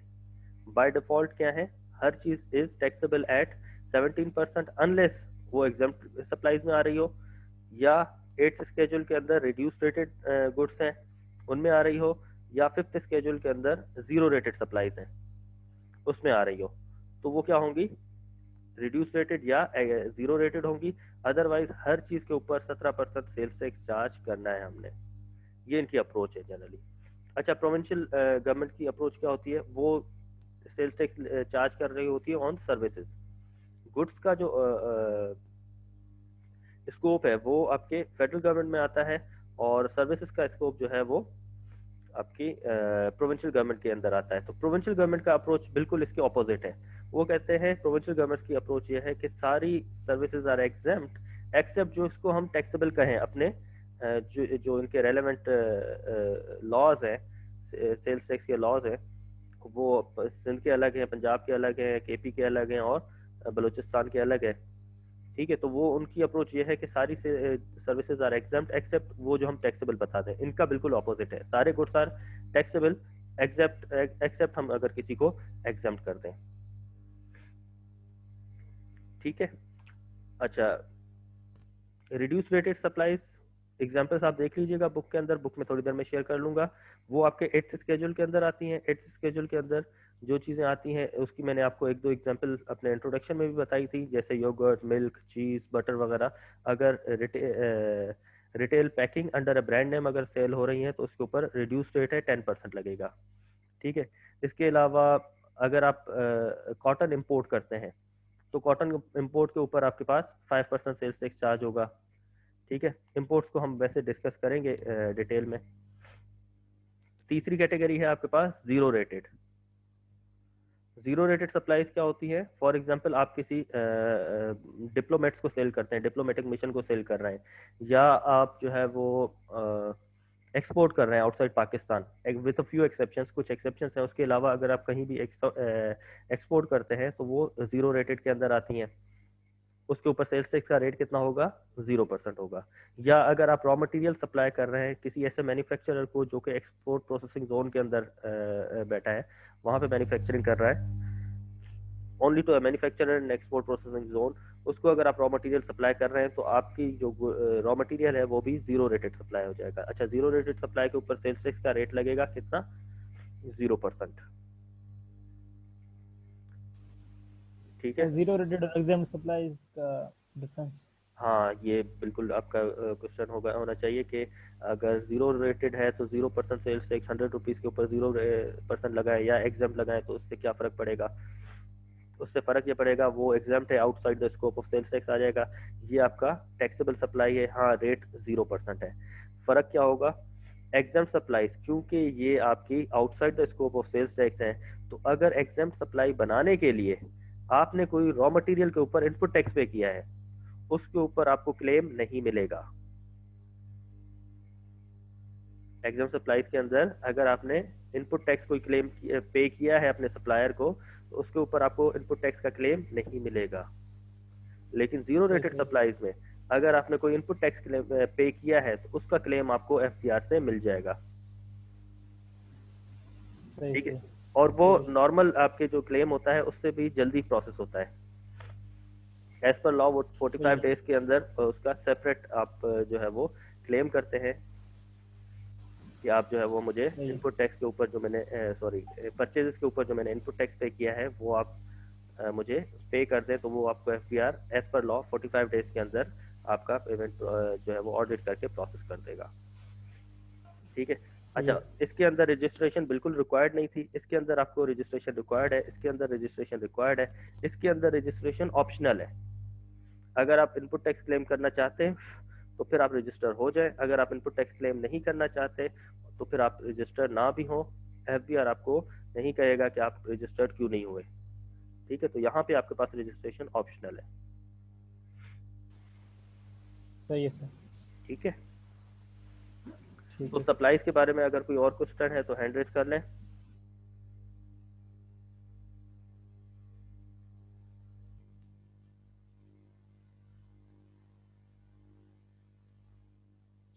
रिड्यूस प्राइस रेट थोड़ा रखिए सर।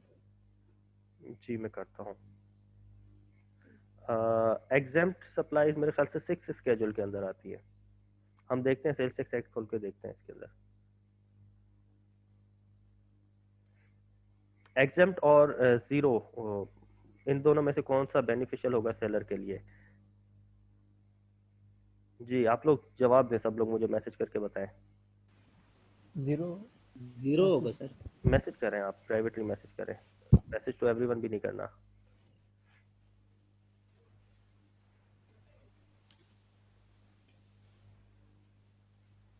ठीक है, जीरो रेटेड ज्यादा बेनिफिशियल होगा क्योंकि उसके ऊपर जो मैंने इनपुट टैक्स पे किया है वो मुझे क्लेम हो जाएगा।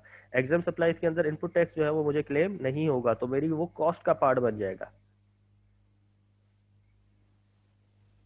ठीक है, zero rated is more yes sir, beneficial. Clear है।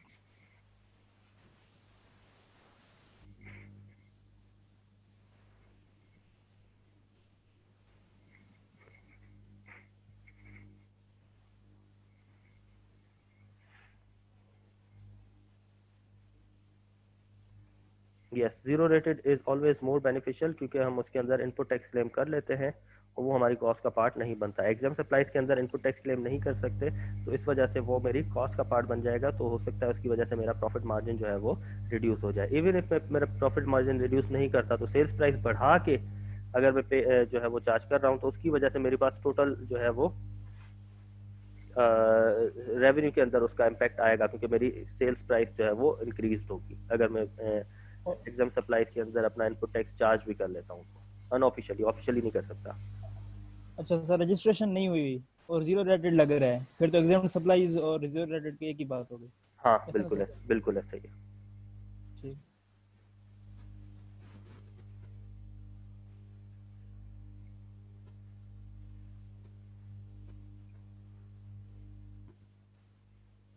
ठीक है, अब इनकी थोड़ी हम एग्जांपल्स देख लेते हैं।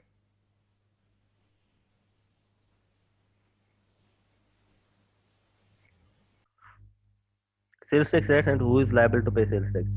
सेल्स टैक्स का रेट क्या है? 17% रेट है हमारा, और फर्दर टैक्स जो है वो आपका 3% पे चार्जेबल होगा।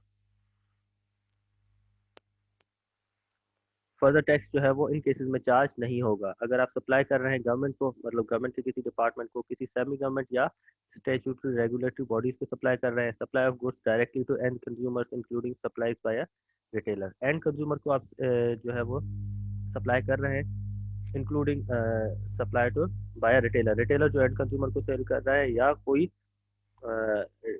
होलसेलर, डिस्ट्रीब्यूटर, डीलर या इवन मैन्युफैक्चरर अगर एंड कंज्यूमर को सेल कर रहा है तो end consumer is not required to be registered, तो उसके ऊपर भी जो है वो फर्दर टैक्स चार्ज नहीं होगा। ये आपकी अपनी एग्जांपल है, आप जो है वो आप में से कोई भी पर्सन सेल्स टैक्स में रजिस्टर्ड नहीं होगा, लेकिन आप जो है वो सेल्स टैक्स 17% पे करते हैं, ना कि 17 प्लस 3%। अच्छा, यहाँ पे आपको ये चीज़ जहन में रखनी है कि कभी भी आप ये नहीं कह सकते कि अनरजिस्टर्ड पर्सन को जो है वो 20% सेल्स टैक्स पे करना पड़ता है। इफेक्टिवली 20% ही है, but it's 17% plus 3% further tax. Sales tax 17% plus 3% further tax आप कहेंगे, 20% नहीं कह सकते। वो गलत हो जाएगा। Item following under third schedule, that is items on which sales tax is chargeable on retail price. Third schedule का मैंने आपको मैकेनिज्म बताया था। तो अगर कोई थर्ड स्केड्यूल आइटम है तो वहाँ पे भी फर्दर टैक्स चार्ज नहीं हो रहा, चाहे वो एंड कंज्यूमर को हो रहा हो, रिटेलर को हो रहा हो, डीलर को, डिस्ट्रीब्यूटर को, होलसेलर को। ठीक है, मैन्युफैक्चरर ने एक दफ़ा चार्ज कर लिया, फिर चाहे सारी सप्लाई चेन में सारे बंदे अनरजिस्टर्ड हों, उससे कोई फर्क नहीं पड़ेगा। Electricity supply to domestic and agricultural consumers, घर पे जो आपका इलेक्ट्रिसिटी का बिल आता है तो उसके ऊपर भी आप कोई फर्दर टैक्स चार्ज नहीं होता। या अगर कोई एग्रीकल्चरल कंज्यूमर है, एग्रीकल्चर में अगर उसको इलेक्ट्रिसिटी की ज़रूरत है तो वहाँ पे अगर वो अनरजिस्टर्ड भी होगा तो उसको भी फर्दर टैक्स चार्ज नहीं होगा। Natural gas supply to domestic consumers and CNG station, natural gas जो एंड कंज्यूमर्स को, डोमेस्टिक कंज्यूमर्स को या सीएनजी स्टेशन को प्रोवाइड की जाती है, उसके ऊपर भी फर्दर टैक्स चार्ज नहीं होता। Supply of second hand worn clothing and other worn articles, ये लुंडे के कपड़े वगैरह, उसके ऊपर फर्दर टैक्स चार्ज नहीं होगा, चाहे कोई भी person along the supply chain unregistered हो। Goods falling under zero rating, वो गुड्स जो कि जीरो रेटिंग में फॉल कर रहे हैं, तो हम जीरो रेटिंग देखेंगे फिक्स स्केड्यूल के अंदर, वो जो भी चीज़ें हैं उसके ऊपर भी फर्दर टैक्स चार्ज नहीं होगा, even if the person is the customer is unregistered. Foam products including spring mattresses, कोई आपको फर्दर टैक्स चार्ज नहीं करना पड़ता। White crystalline sugar, fertilizers, jet fuel, supplies by steel melters, re-rollers and shipbreakers, and few other items specified in the notification. ठीक है, उसके बाद है further tax shall not become part of output tax, which means further tax is payable to the FPR as a bottom line figure। ये मैंने आपको बताया था, इनपुट आउटपुट एडजस्टमेंट का पार्ट नहीं बनता, इसको आपने सेपरेटली FPR को पे करना होता है, इनपुट आउटपुट की एडजस्टमेंट का पार्ट नहीं बनेगा वो। Sale through factories outlet mean sales to end consumer, और इस केस के अंदर आपको फर्दर टैक्स चार्ज नहीं करना, क्योंकि end consumer is not expected to be registered under sales tax. इसी तरह sales to employees, educational institutions, hospitals, government departments वगैरह, इनके ऊपर भी फर्दर टैक्स चार्ज नहीं करेंगे जब आप इनको सप्लाईज करेंगे। क्यों? क्योंकि ये एंड कंज्यूमर होंगे, जो भी आप उनको गुड्स वगैरह सप्लाईज कर रहे होंगे। ठीक है, FBR has power to fix a lower or higher rate on specified items। इसके अंदर आप देखें कि जैसे हम ये भी बता रहे हैं कि थ्रू नोटिफिकेशन पेट्रोलियम प्रोडक्ट्स पे सेल्स टैक्स का रेट जो है वो 17% से हायर इन्होंने किया हुआ है। एट्स स्केड्यूल के अंदर इंपोर्ट और supply of certain goods on which sales tax is chargeable at reduced rate, 10% on import of raw cotton.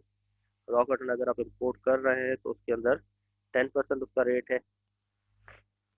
अगर आप देखना चाहें तो ये आपको मिलेगा CL number 16 table 2 of 6 schedule. Sales tax act पे खत्म होता है तो उसके बाद उसके स्केड्यूल स्टार्ट होते हैं। टोटल 9 स्केड्यूल्स हैं, उसमें से कुछ जो है वो ओमिट हो चुके हैं।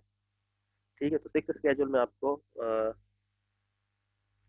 Raw cotton, local supply of raw cotton है जो कि एग्जाम्प्ट है, लेकिन अगर आप इंपोर्ट कर रहे हैं तो उसके ऊपर 10% पे करना होगा। ये आपको 8 स्केड्यूल में मिलेगा क्योंकि ये रिड्यूस रेट है। एग्जाम्प्ट के लिए 6 स्केड्यूल में आप चले जाए। फर्टिलाइजर्स के ऊपर 2% है। Flavoured milk, fat filled milk, cheese, butter etcetera export and retail packing under है ब्रांड नेम, तो उसके ऊपर 10% है। ये मैंने इंट्रोडक्शन में बताया था। 1% on silver and gold in unworked condition, silver या गोल्ड बगैर उसको मतलब ऑर्नामेंट या कोई शक्ल दिए हुए आप रॉ फॉर्म में अगर सेल करते हैं तो उसके ऊपर 1% होगा, सिल्वर हो या गोल्ड हो। अगर उसको आपने प्रोसेस करके उसको ज्वेलरी बनाया, ठीक है, तो उसके अंदर क्या होगा, 1.5% ऑफ वैल्यू ऑफ गोल्ड, जितनी वैल्यू ऑफ गोल्ड होगी उस ज्वेलरी के अंदर उसका 1.5%, और अगर डायमंड उसके अंदर है तो डायमंड का 0.5% वैल्यू ऑफ डायमंड का, और 3% ऑफ मेकिंग चार्जेस, उसके ऊपर जो मजदूरी वगैरह लेते हैं, मेकिंग चार्जेस लेते हैं, उसका 3%। No input tax allowed except input tax paid on gold. सिर्फ इसकी इनपुट टैक्स एडजस्टमेंट आपको मिलेगी, इसकी और इसकी 3% और 0.5%, इसकी इनपुट टैक्स एडजस्टमेंट आपको नहीं मिलेगी।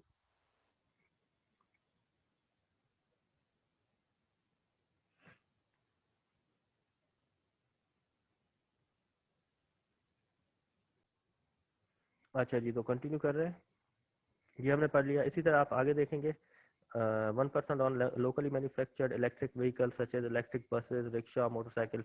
इलेक्ट्रिक व्हीकल्स जो है वो पाकिस्तान में इंट्रोड्यूस हो रही हैं, तो उनके ऊपर इनको ज़्यादा अट्रैक्टिव बनाने के लिए इसके ऊपर जो है वो सेल्स टैक्स का रेट 17% नहीं रखा बल्कि 1% रखा है। अगर आपने उनको electric vehicles, buses, rickshaw, motorcycles वगैरह जो भी हैं उनको आपने लोकली प्रोड्यूस किया है तो।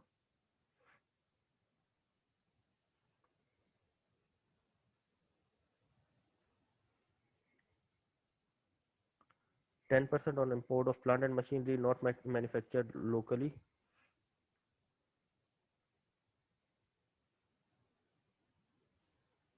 राशिद, मैं आपके सवाल पे आता हूँ 1 मिनट में, ठीक है। 10% on import of plant and machinery not manufactured locally and having no compatible local substitute. अगर आपने कोई प्लांट एंड मशीनरी इंपोर्ट कराया है जो कि पाकिस्तान में मैन्युफैक्चर नहीं होता, वो प्लांट एंड मशीनरी जो पाकिस्तान में मैन्युफैक्चर नहीं होता और कोई लोकल उसका सब्स्टिट्यूट भी नहीं है, ठीक है, तो फिर आप उसके ऊपर जो है वो 10% पे करते हैं। हाँ, 10% आप सेल्स टैक्स पे करेंगे वो तो एफपीआर के पास जाएगा, लेकिन उस केस में क्या होगा, अगर कोई मैन्युफैक्चरर अपने यूज़ के लिए वो इंपोर्ट कर रहा है तो वो जो डिफरेंस है 17% माइनस 10%, 10% तो एफपीआर अपने पास रख लेगा, लेकिन 7% का वो कहेगा कि आप हमें पोस्ट डेटेड चेक दे दें। और ये आपको कब रिटर्न होगा, जब आप इंपोर्ट करने के बाद फर्स्ट जो आपका सेल्स टैक्स रिटर्न फाइल करेंगे। फॉर एग्जांपल आप जनवरी में इंपोर्ट करते हैं, जनवरी के अंदर फॉर एग्जांपल 15 जनवरी को आप इंपोर्ट कर रहे हैं, तो उसके बाद जब आप अपना सेल्स टैक्स रिटर्न फाइल करवाएंगे, जनवरी का नहीं फरवरी का, ठीक है, ये कंप्लीट होने के बाद सेल्स टैक्स जो आप फरवरी का जमा करवाएंगे उसमें आप शो करेंगे कि आप उसको खुद ही यूज़ कर रहे हैं, आगे सेल नहीं कर रहे हैं, तो फिर आपको वो रिमेनिंग जो अमाउंट है 7% का जो आपने पोस्ट डेटेड चेक दिया था वो आपको वापस कर देंगे। और अगर आपने नहीं किया सेल्स टैक्स रिटर्न फाइल तो फिर वो आपको 7% जो है वो एफबीआर के अकाउंट में चला जाएगा, और एफबीआर के अकाउंट में चला गया तो फिर उसके वापसी के चांसेस नहीं होते। इंपोर्ट बाय कमर्शियल इंपोर्टर, अगर कोई कमर्शियल इंपोर्टर है वो करता है, कमर्शियल इंपोर्टर कौन होता है, जो अपने लिए नहीं मंगवाता बल्कि फर्दर आगे सेल करने के लिए इंपोर्ट करता है। फॉर एग्जांपल उसने प्लांट को या मशीनरी इंपोर्ट करवाई और उसको खुद यूज़ नहीं करेगा बल्कि एज इट इज़ आगे किसी और को सेल कर देगा, तो वो क्या करेगा, cash, check, pay order or bank guarantee shall be submitted at import stage for the differential sales tax, which shall be returned back after providing evidence of next supply to a registered person. आपने उसको फिर जो commercial importer है उसने ये evidence देना है कि उसने वाकई किसी रजिस्टर्ड पर्सन को ही सेल किया है। अगर उसने किसी अनरजिस्टर्ड पर्सन को सेल किया तो वो उसका जो डिफरेंशियल है 7%, वो उसको जो है वो एफबीआर अपने पास रख लेगा। Supply by such a commercial importer to unregistered person shall be taxable at normal slab rate, मतलब वो जो डिफरेंशियल उसने पे किया है वो एफपीआर अपने पास रख लेगा, उसको वापस नहीं करेगा। लेकिन अगर उसने किसी रजिस्टर्ड पर्सन को सेल किया है तो फिर उसको जो डिफरेंशियल अमाउंट है वो वापस मिल जाएगी।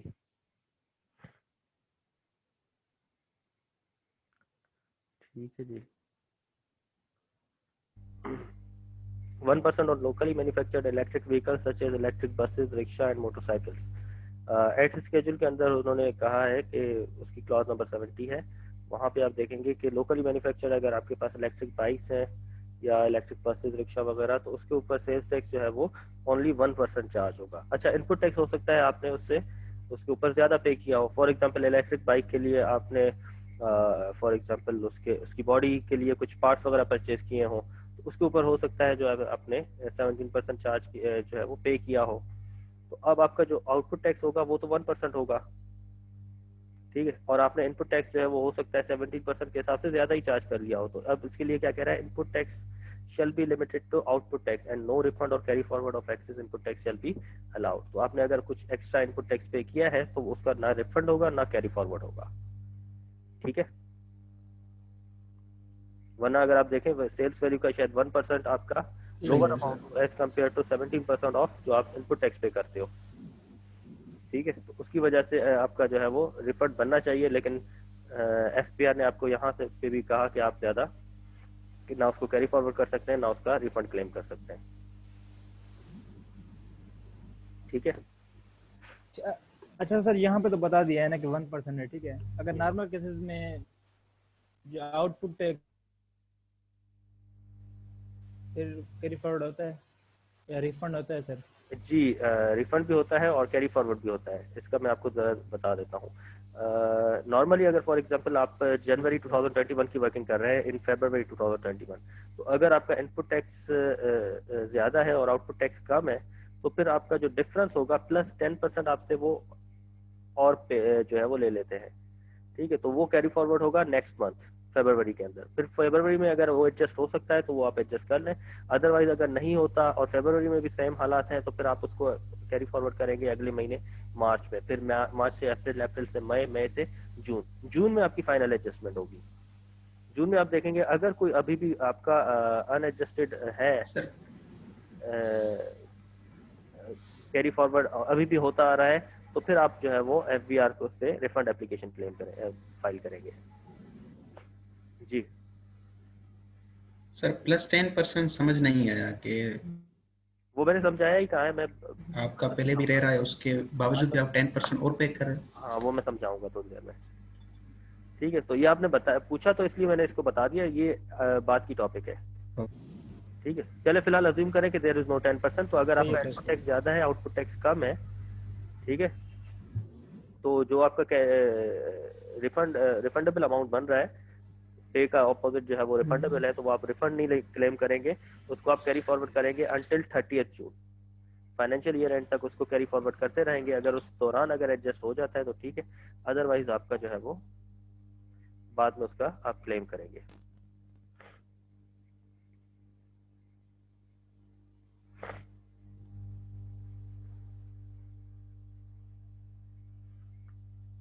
उसके बाद है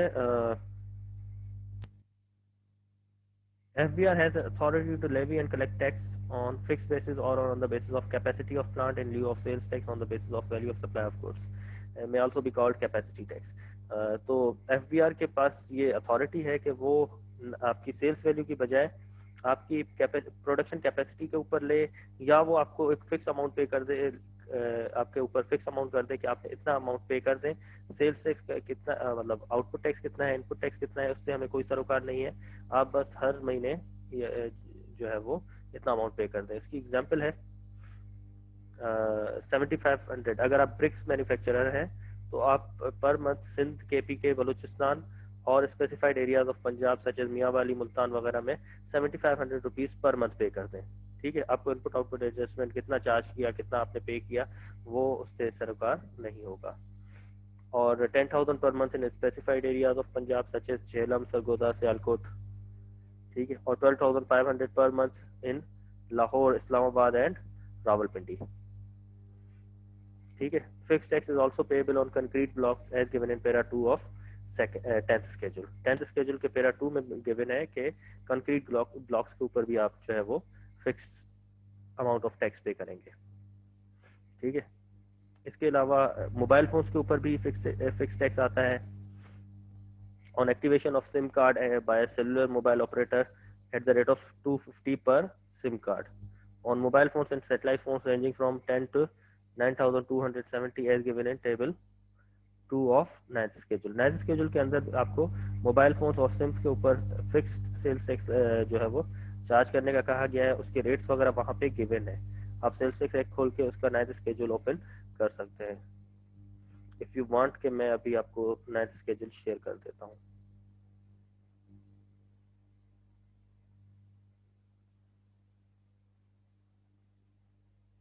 जी उमर, कैपेसिटी टैक्स जो है वो सेल्स टैक्स का ही रिप्लेसमेंट है। अगर सेल्स टैक्स एक्ट के तहत आपको लगाया जा रहा है, और कैपेसिटी टैक्स आपका फेडरल एक्साइज ड्यूटी के अंदर भी होता है।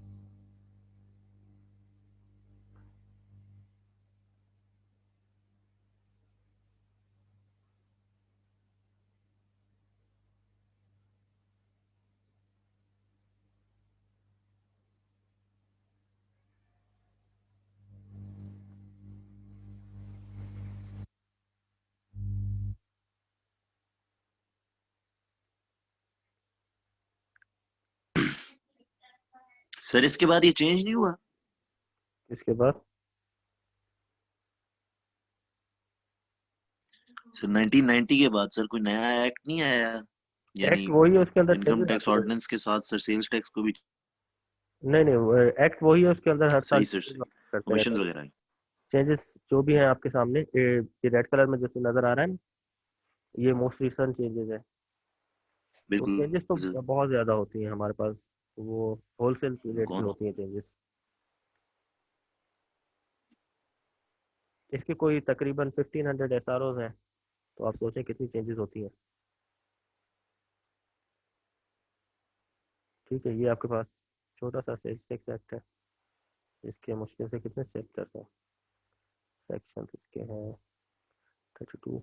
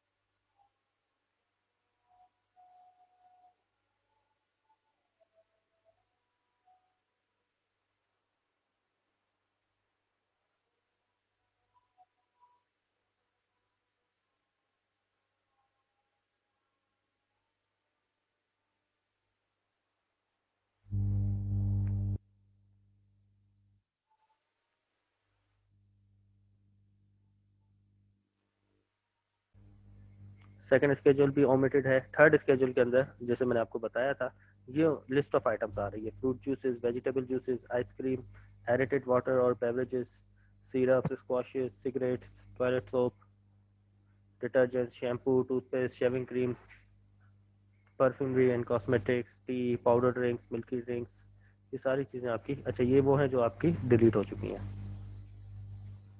ये सारी थर्ड स्केड्यूल आइटम्स हैं जिसके ऊपर जो मैन्युफैक्चरर है वो मैन्युफैक्चरिंग के टाइम पे जब नेक्स्ट पर्सन को सेल करेगा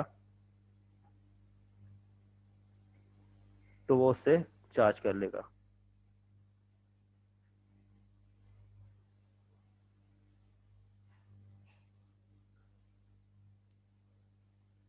ठीक है, फिर fourth schedule is also omitted.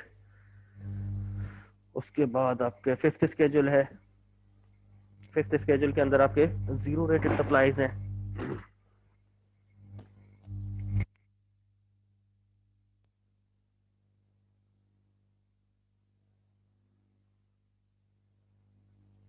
ठीक है, ये आपके पास फिफ्थ स्केड्यूल है।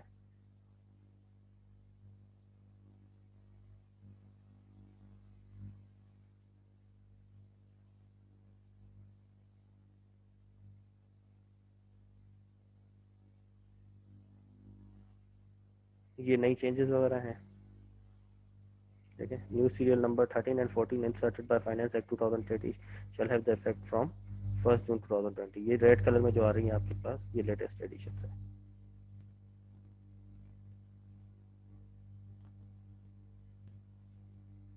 ठीक है जी। अच्छा मुझे आप ये बताइएगा, अब मैंने स्विच किया है टैब इसके अंदर, क्या आपके पास अभी बुक नज़र आ रही है या स्टिल वो सेल्स टैक्स एक्ट नज़र आ रहा है?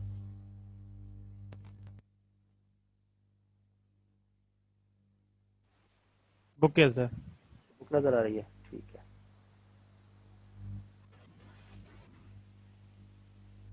तो ये आपके पास स्केड्यूल्स हैं, इसमें जो लास्ट आपका है ना स्केड्यूल,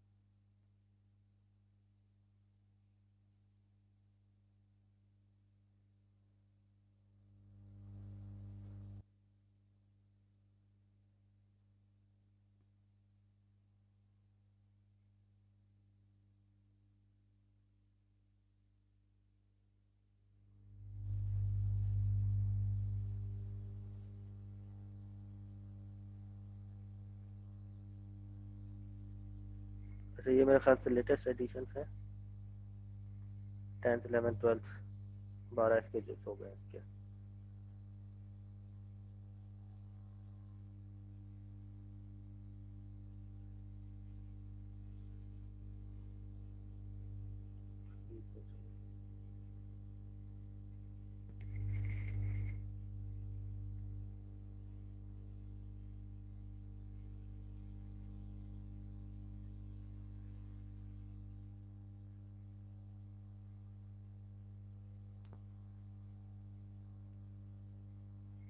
It's schedule.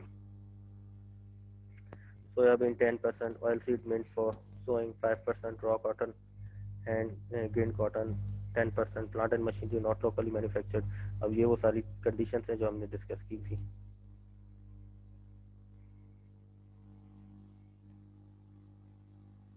ठीक है जी।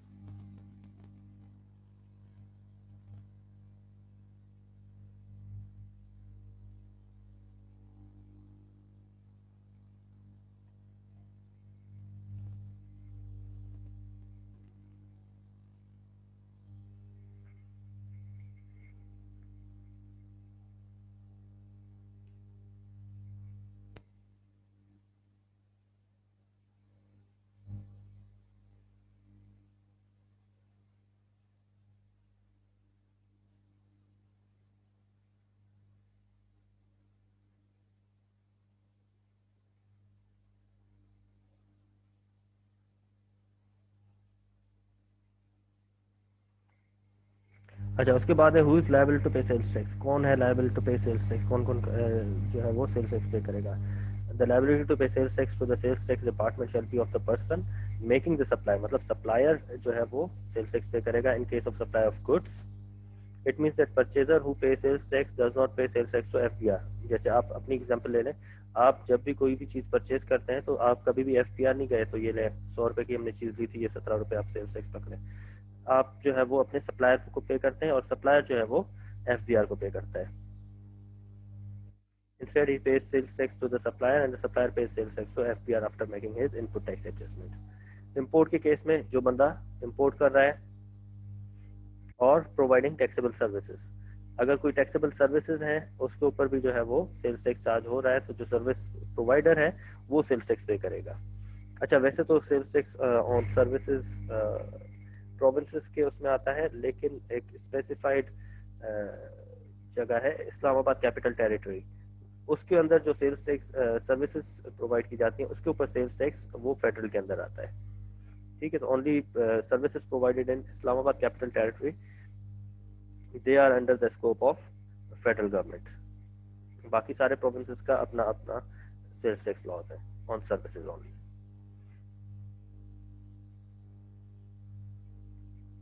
ठीक है जी, तो नॉर्मली ये लोग ही एफबीआर को पे करते हैं, लेकिन कुछ केसेस में एफबीआर जो है वो ये कह सकता है कि जो रिसिपिएंट ऑफ गुड्स है वो सेल्स टैक्स पे करेगा। जैसे एक एसआरओ है 1087 जो कि 19 सितंबर 2019 को आया था, whereby recipient of supply of ginned cotton is liable to pay sales tax to FBR. यहाँ पे सप्लायर नहीं करेगा बल्कि कस्टमर पे कर रहा होगा।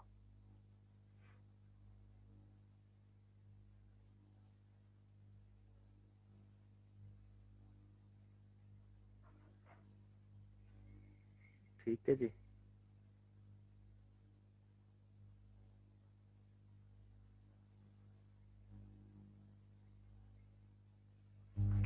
उसके बाद है कब सेल्स टैक्स पे कब करना है। जब आप इंपोर्ट कर रहे हैं तो जिस वक्त आप इंपोर्ट कर रहे होंगे आपका गुड्स क्लियर नहीं होगी कस्टम वालों से जब तक आप सेल्स टैक्स पे नहीं कर रहे। तो इन case of import of goods at the time of जब आप कस्टम ड्यूटी पे करते हैं उस वक्त आपने सेल्स टैक्स पे करना है। और जब आप दूसरे केसेस में अदर देन इंपोर्ट बाकी सप्लाईज होती हैं तो जब आप सेल्स टैक्स रिटर्न फाइल करते हैं तो उस वक्त आप क्या करेंगे, सेल्स टैक्स पे करेंगे। अच्छा उसके बाद ये एग्जांपल है जिसमें इन्होंने बताया हुआ है कि आपका वीएटी सिस्टम वैट सिस्टम किस तरह से वर्क करता है। ये वही जैसे मैंने वुड कटर वाला एग्जांपल दिया था उसी तरह का एग्जांपल है। फ़र्क ये थोड़ा कॉम्प्लिकेटेड है, इसके अंदर वैल्यूज फिगर्स वगैरह थोड़ी कॉम्प्लिकेटेड है, और इसके अंदर जो है वो स्टेजेस भी शायद थोड़ी ज़्यादा है, मेरे पास स्टेजेस कम थी, तो वो बहुत सिंप्लीफाइड एग्जांपल था। ये भी आप लोग पढ़ लीजिएगा।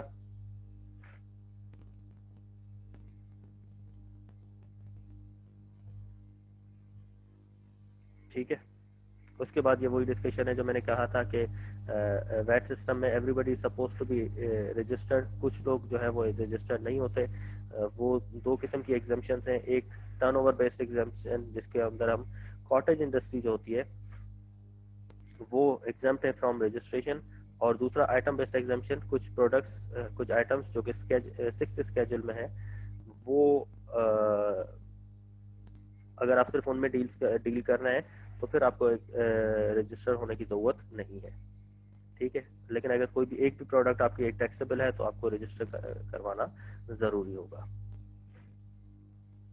ठीक है, तो चलें आज की क्लास यहाँ पे एंड करते हैं और क्वेश्चन आंसर सेशन स्टार्ट करते हैं। सबसे पहले आपके अगर जिसके भी सेल्स टैक्स से रिलेटेड क्वेश्चन है वो आप पूछ लें, वो हम रिकॉर्डिंग में शामिल करेंगे, उसके अलावा जो होंगे वो रिकॉर्डिंग में शामिल नहीं होंगे। जी रजब।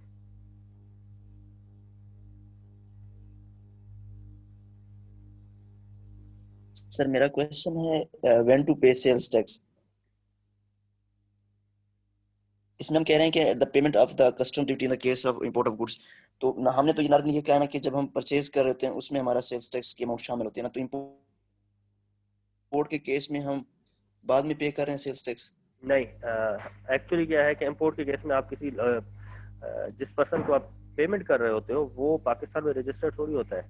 फॉर एग्जांपल आप यूएई से कोई चीज़ इंपोर्ट करवा रहे हैं फॉर एग्जांपल, ठीक है, तो यूएई में जो सप्लायर है उसको आप सेल्स टैक्स थोड़ी पे करोगे, या इवन आप पे भी करोगे तो वो एफपीआर को थोड़ी पे कर रहा होगा, वो तो अपनी जो उसकी सेल्स टैक्स अथॉरिटी है उसको सेल्स टैक्स पे कर रहा होगा, और उसका एफपीआर से कोई वास्ता नहीं है।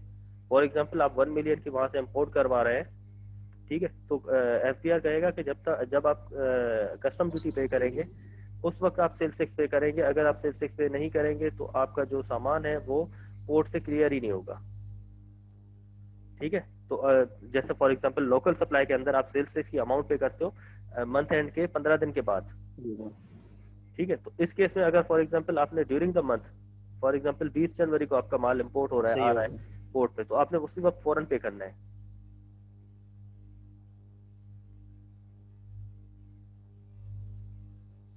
जी, कोई और क्वेश्चन? रजब आप अपना हैंड डाउन कर दें अगर कोई और क्वेश्चन नहीं है तो, ताकि मुझे कोई और हैंड्स भी नजर आए। और कोई क्वेश्चन बेटा?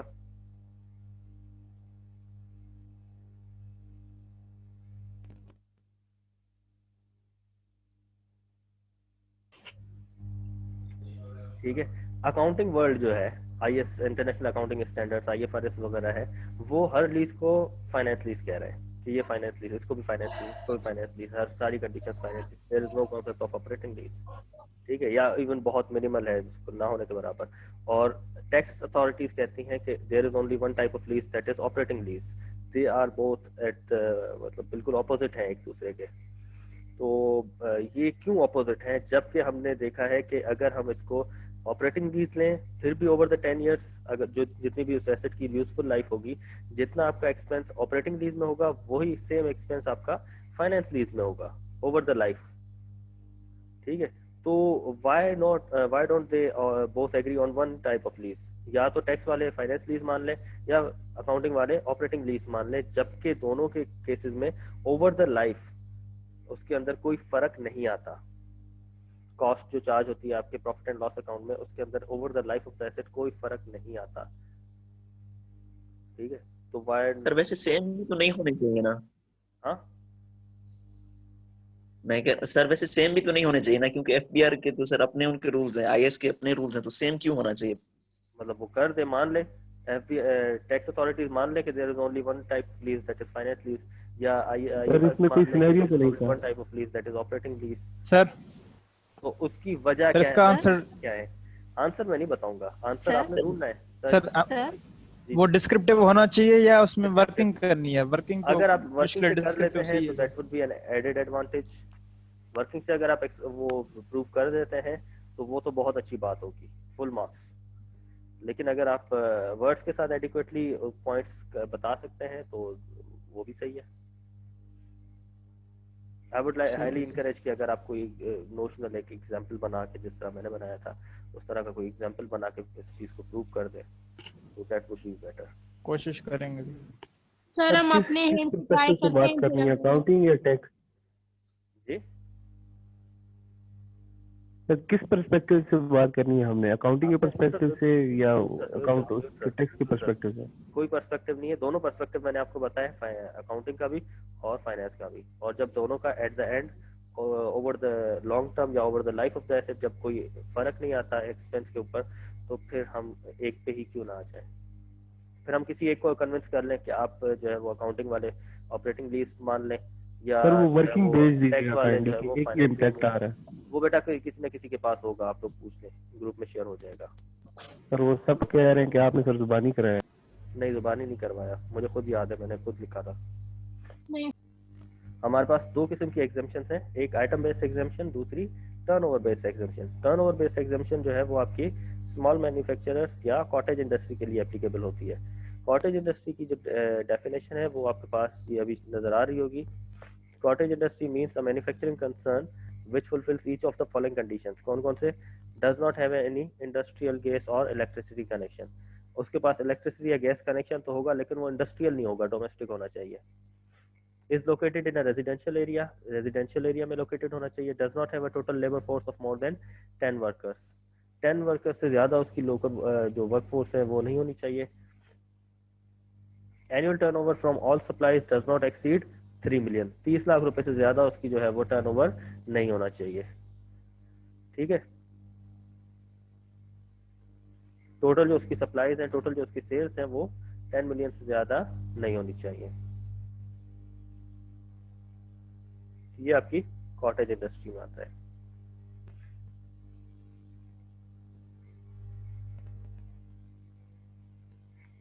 अब आते हैं, ये इन्होंने चार्ट बना दिया है कि फॉर एग्जांपल इंपोर्टर है तो उसको रजिस्ट्रेशन जरूर करवानी है, रिक्वायर्ड है, मस्ट है। होलसेलर डिस्ट्रीब्यूटर है तो उसने भी जरूर रजिस्ट्रेशन करवानी है। रिटेलर है तो वो सिर्फ टीयर 1 रिटेलर्स हैं। टीयर 1 रिटेलर्स की भी हम डेफिनेशन देख लेते हैं। टीयर 1 रिटेलर कौन होता है? सिर्फ वो रिक्वायर्ड टू बी रजिस्टर्ड है, सारे रिटेलर्स जो है वो रिक्वायर्ड टू बी रजिस्टर्ड नहीं होते। उसके बाद मैन्युफैक्चरर के अंदर आपके पास सिर्फ कॉटेज इंडस्ट्री के ऊपर रिक्वायरमेंट नहीं है कि आप रजिस्टर हो, उसके अलावा सारे मैन्युफैक्चरर्स जो है वो रिक्वायर्ड टू बी रजिस्टर्ड है। ठीक है, अच्छा यहाँ पे भी कॉटेज इंडस्ट्री की डेफिनेशन इन्होंने दी हुई है। Cottage industry means a manufacturing concern which fulfils each of the following conditions. ये तो हमने डिस्कस कर लिया है। फिर उसके बाद सेकंड एग्जांपल है जहाँ पे कोई एक पर्सन या 2 पर्सन जो है वो अनरजिस्टर्ड है। तो एक एग्जांपल मैंने आपके साथ शेयर की थी एक्सेल के ऊपर, दूसरी एग्जांपल आप इसको पढ़ लीजिएगा और उसका इम्पैक्ट भी यही होगा।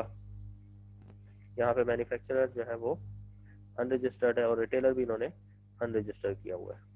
ठीक है, तो उसकी वजह से आप देखें इम्पैक्ट डेफिनेटली ज्यादा आ रहा होगा। पे टू एफपीआर की जो बॉटम लाइन अमाउंट है वो ज्यादा ही आ रही होगी। तो दोनों एग्जांपल्स आप पढ़ लीजिएगा। ठीक है, व्हाट इज टीयर 1 रिटेलर देख लेते हैं कि हमारे पास डेफिनेशंस है।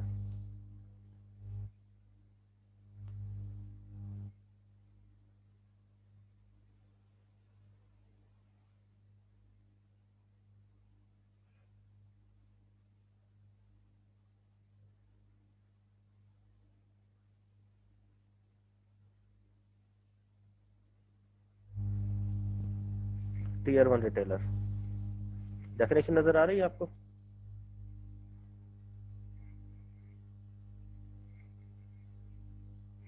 Tier 1 retailer means a retailer falling in any one or more of the following categories, namely a retailer operating as a unit of international or national chain of stores। ठीक है, अगर कोई ऐसा रिटेलर है जो कि national या international chain of stores का पार्ट है। A retailer operating in an air-conditioned shopping mall, plaza और center excluding kiosks। कियोस्क के अलावा अगर कोई और air condition shopping mall, plaza या सेंटर में रिटेलर काम कर रहा है तो वो भी टीयर 1 रिटेलर में आता है। A retailer whose cumulative electricity bill during the immediately preceding 12 consecutive months exceeds rupees 1200,000। पिछले 12 महीनों का मतलब इस महीना फॉर एग्जांपल ये महीना चल रहा है आपका दिसंबर का, तो पिछले जो 12 महीने हैं फॉर एग्जांपल 1 दिसंबर से लेकर 30 नवंबर, 1 दिसंबर 2019 से लेकर 30 नवंबर 2020 तक उसका जो टोटल इलेक्ट्रिसिटी का बिल है वो 1200,000 से एक्सीड कर रहा हो। होलसेलर कम रिटेलर, ऐसा कोई होलसेलर कम रिटेलर जो होलसेल में भी रिटेलर्स को भी सेल कर रहा हो और रिटेल में भी सेल कर रहा हो, तो वो भी टीयर 1 रिटेलर में आ जाता है।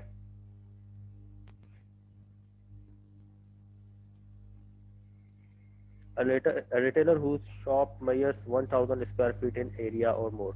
अगर कोई ऐसा रिटेलर है जिसकी जो शॉप है उसका जो एरिया है वो 1000 स्क्वायर फीट या उससे ज्यादा हो। Any other person or class of person as prescribed by the board। अगर FPR किसी के लिए प्रिस्क्राइब कर दे कि ये आपके टीयर 1 रिटेलर है तो वो भी टीयर 1 रिटेलर में आ जाता है। ठीक है, आई होप ये क्लियर होगा आपको।